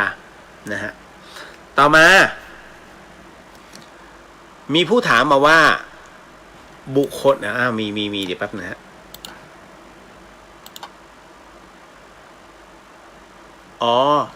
ทำไมเวลาเดินทางไปที่ศักดิ์สิทธิ์มักเจอคนเรียงหินเป็นชั้นๆนะแล้วก็เอาไม้ไปค้ำบ้างมันมีความหมายอย่างไรคุณผู้ฟัง เคยไปไหมฮะไปเที่ยวตามพื้นดินต่างๆแล้วก่อเป็นเอาหินมาก่อเป็นเจดีย์บอกเลยฮะว่าอย่าทำจริงๆจริงนะฮะถ้าคือเดี๋ยวเวลาผมบอกอ่ะผมก็จะพูดเป็นข้อๆไปนะแล้วก็จะเอาเรื่องราวของปัจจุบันก่อนแล้วเรื่องกรรมหรือว่าอะไรวาระไว้ทีหลังถ้าเป็นในเรื่องของความเป็นสถานที่ท่องเที่ยวไม่ควรทำเพราะมันเสียบรรยากาศในเรื่องของกายภาพแห่งพื้นที่หินมันอยู่ของมันนะถ้าท่านเอามาเรียงกันอ๋อมันเป็นอย่างนี้นั่นคือท่านกำลังไปตกแต่งธรรมชาติให้ผิดธรรมชาติคุณเอาหินเนี่ยที่มันวางอยู่ของมันอยู่แล้วเอามาเรียงนะเพื่อก่อให้เกิดเป็นบางสิ่งบางอย่างที่คุณศรัทธานะคือการเรียงหินขึ้นมาเป็นชั้นๆเนี่ยเขาบางประเทศนะฮะหรือว่าความเชื่อของบางคนก็คือเราสร้างเป็นเจดีย์นะเจดีย์เล็กๆวางเป็นชั้นๆบางคนก็ให้คำจำกัดความให้ได้9ต้องเรียงให้ได้9ก้อนนะใครมาเรียง4เรียง3เรียง5อย่างเงี้ยไม่ได้ต้องเรียงให้ได้9ก้อนอันนั้นคือบางประเทศนะซึ่งเขาทำกันเพราะถ้าครบ9ก้อนอธิษฐานจะเป็นจริงผมก็เลยบอกว่าเนี่ยนี่คือสิ่งที่ไม่ควรทำนะเพราะอะไรมันเสียธรรมชาติเนี่ยมันเป็นของมันอยู่แล้วเราไปหยิบของจากธรรมชาติขึ้นมาเรียงเพื่อให้เกิดในสิ่งที่เรารู้สึกไปเองนะฮะกายภาพมันเปลี่ยนหมดเลยพื้นที่กายภาพเปลี่ยนหมดเลยถามว่าบุญได้ไหมไม่ได้นะฮะแถมถูกด่าด้วยคุณชอบเหรอใครเขาด่าตามหลังดูมันมาทำนะฮะคือเขาก็มีความอันนี้คือความเชื่อนะผมบอกว่านี่คือความเชื่อเรียงหินนะตามที่ใจต้องการเนี่ยก็จะได้ตามคำอธิษฐานนี่คือสิ่งที่มันเป็นอยู่นะฮะไม่ว่าจะเป็นการเอาไม้ไปค้ำทั้งหมดเนี่ยคิดเอาเองเลยว่านี่คือการค้ำชูชีวิตเอาไม้ไปค้ำหินเอาไม้ไปค้ำนะเหมือนเอาไม้จิ้มฟันไปอยู่ตรงล้อรถอะนะฮะมันจะแทงทะลุไหมล่ะมันก็มีแต่หักนะฮะเพราะฉะนั้นเนี่ยถ้ามันจะล้มจริงๆเนี่ยไม้ก็เอาไม่อยู่มันคือหินไม่ใช่ก้อนหินเล็กๆไม่หินเบัลเลอร์เลยหินทรายเนี่ยหินแกรนิตไปค้ำเนี่ยเพื่อให้ลกตาไม่ได้เลยฮะเสียกายภาพหมดมันคือความเชื่อแต่ถ้าคุณเอาไม้มาอันนี้คือตามประเพณีไทยอย่างสงกรานต์เนี่ยก่อนถึงสงกรานต์เนี่ยต้นโพนะฮะเขาจะเอาไม้ไปค้ำไม้ง่ามไปค้ำเขาเรียกเพื่อค้ำจุนพระพุทธศาสนาเพราะต้นโพคือสัญลักษณ์ขององค์พระสัมมาสัมพุทธเจ้าถูกไหมฮะนั่นแหละฮะอันนี้คือมันคือมีที่มาที่ไปเป็นผู้ที่ร่วมกันค้ำชูพระพุทธศาสนาแต่ถ้าเอาไม้ไปค้ำหินไม่ใช่นะฮะเพราะฉะนั้นเนี่ยไม่ว่าจะเป็นการเรียงหินหรืออะไรก็แล้วแต่นะบอกเลยว่าเนี่ยสิ่งที่คุณทำนะฮะมันคือสิ่งที่คุณอุปมาแล้วก็สมมุติขึ้นมาทั้งนั้นเลยมันเป็นเรื่องที่คุณสมมุติเพื่อกำลังใจเพื่อความเพลิดเพลินกับตัวเองเท่านั้นฮะแต่ทุกอย่างมันจะเสียดุลหมดเลยนะฮะเคยไหมเฮ้ยดาวตกมาอธิษฐานเวลามา11ถ้า Lazada ค่อยว่ากันแต่ถ้าเป็น11ต้องรีบหลับตาอธิษฐาน2ต้องอธิษฐานเพื่อนะฮะพับนกนะฮะเพื่อให้เป็นกำลังใจให้กับใครคนใดคนหนึ่งตามนิทานนะฮะพับนกเข้าไปให้ได้เป็นหมื่นๆครั้งก่อนมีศิลปินไทยที่ประสบอุบัติเหตุแล้วโอ้โหเรียกว่าแฟนเพลงทั้งหมดช่วยกันพับนกพับกันเป็นแสนตัวเลยฮะท้ายสุดก็ช่วยไม่ได้นะไม่ใช่ว่าคำอธิษฐานของคุณนะจะไม่เป็นจริงหรือว่าอะไรก็แล้วแต่เป็นเพราะว่าสิ่งที่เขาเป็นต้องรักษาด้วยหมอไม่ใช่ว่านกคำอธิษฐานคือกำลังใจหรือว่าเขาเรียกว่ารวมกำลังใจรวมจิตไปพับนกแล้วส่งให้นะแต่ถ้าคุณสวดมนต์ให้เขาเลยมันถึงตรงมากกว่าพับนก เอาจริงนะฮะมันเป็นเรื่องของจิตนะครับเพราะฉะนั้นไม่สมควรนะจ๊ะกับเรื่องราวตรงนี้ต่อมา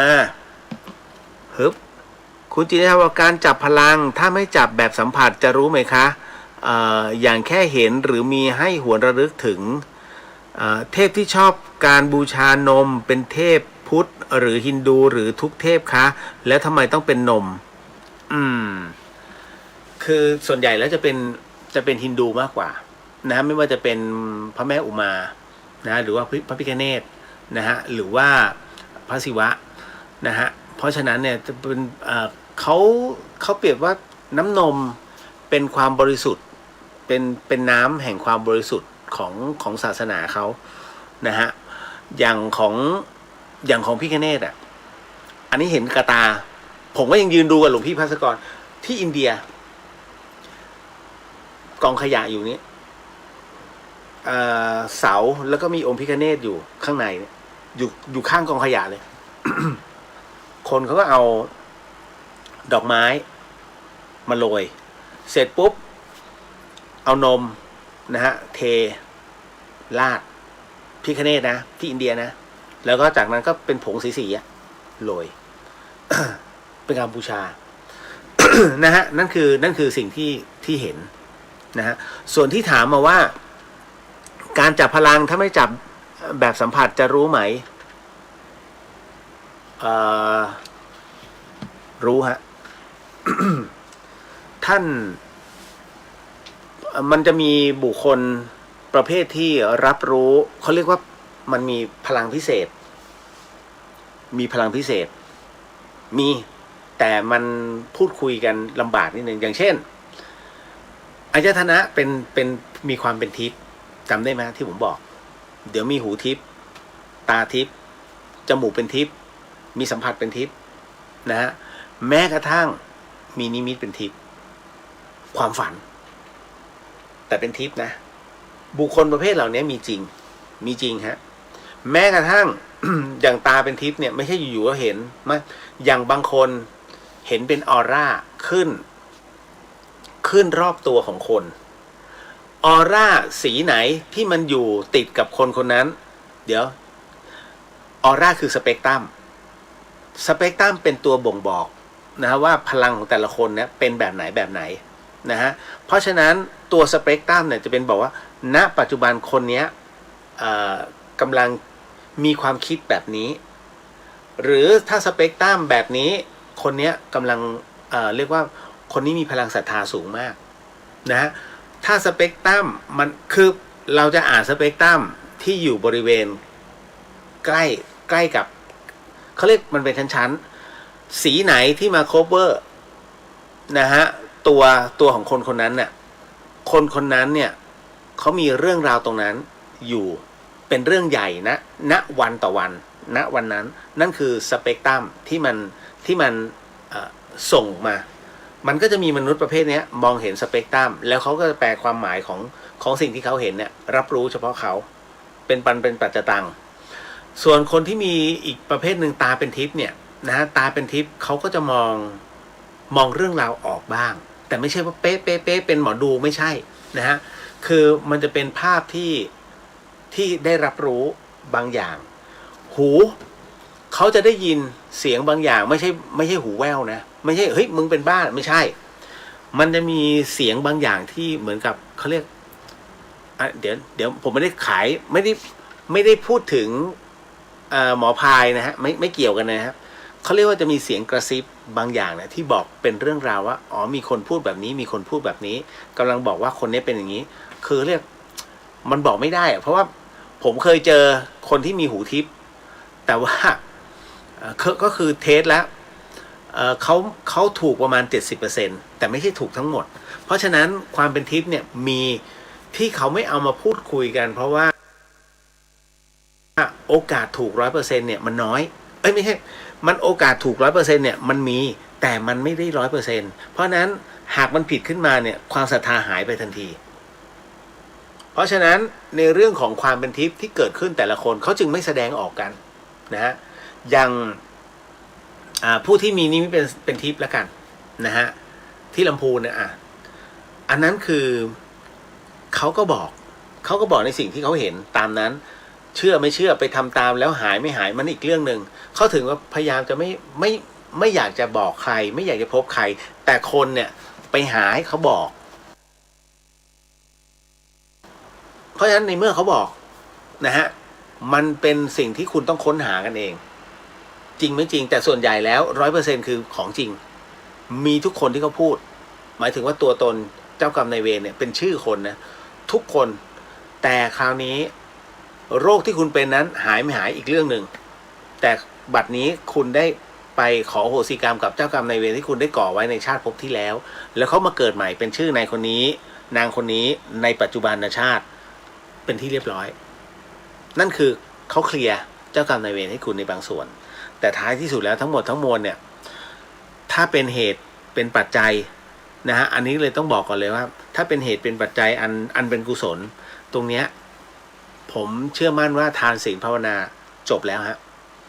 แค่นั้นนะเป็นกุศลกับเราแล้วก็ให้กับเจ้ากรรมนายเวรด้วยเนาะเอาละฮะ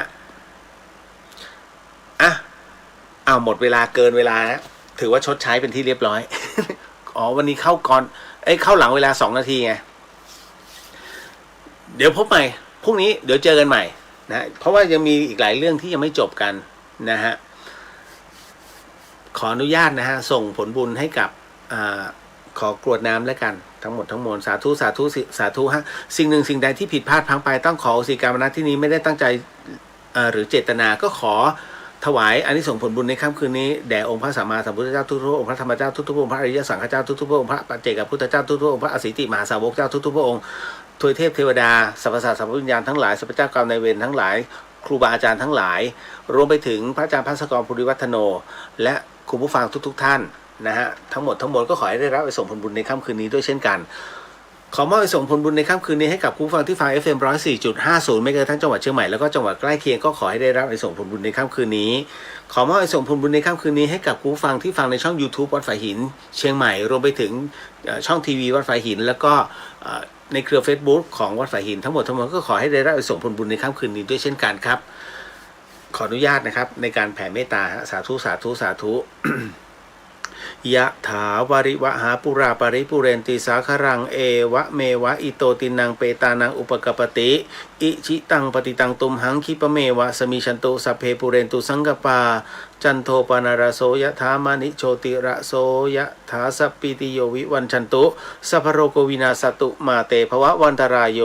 สุขีทีคายุโกภวะอภิวาทนาสีริสนิจังวุฒาปัจจายิโนจตารโรธรรมาวัฏันติอายุวันโนสุขังพลังนิพพานังปรมังสุขังก็ขอมอบอานิสงส์ผลบุญในค่ำคืนนี้ให้กับผู้ฟังที่ฟังในช่อง Facebook นะฮะของเรียวเดอะเฮียแล้วก็ผู้ที่ศิษย์รัตนสมบูรณ์นะฮะก็ขอให้ได้รับอานิสงส์ผลบุญในค่ำคืนนี้ด้วยเช่นกันพบกันใหม่กับเรื่องราวดีๆแบบนี้ในค่ำคืนวันพรุ่งนี้นะฮะเจอกันแน่นอนนะสำหรับค่ำคืนนี้ราตรีสวัสดิ์นะครับพี่น้องชาวเชียงใหม่ราตรีสวัสดิ์นะครับผู้ฟังทุกท่านแล้วเจอกันนะฮะสาธุสาธุบ๊ายบาย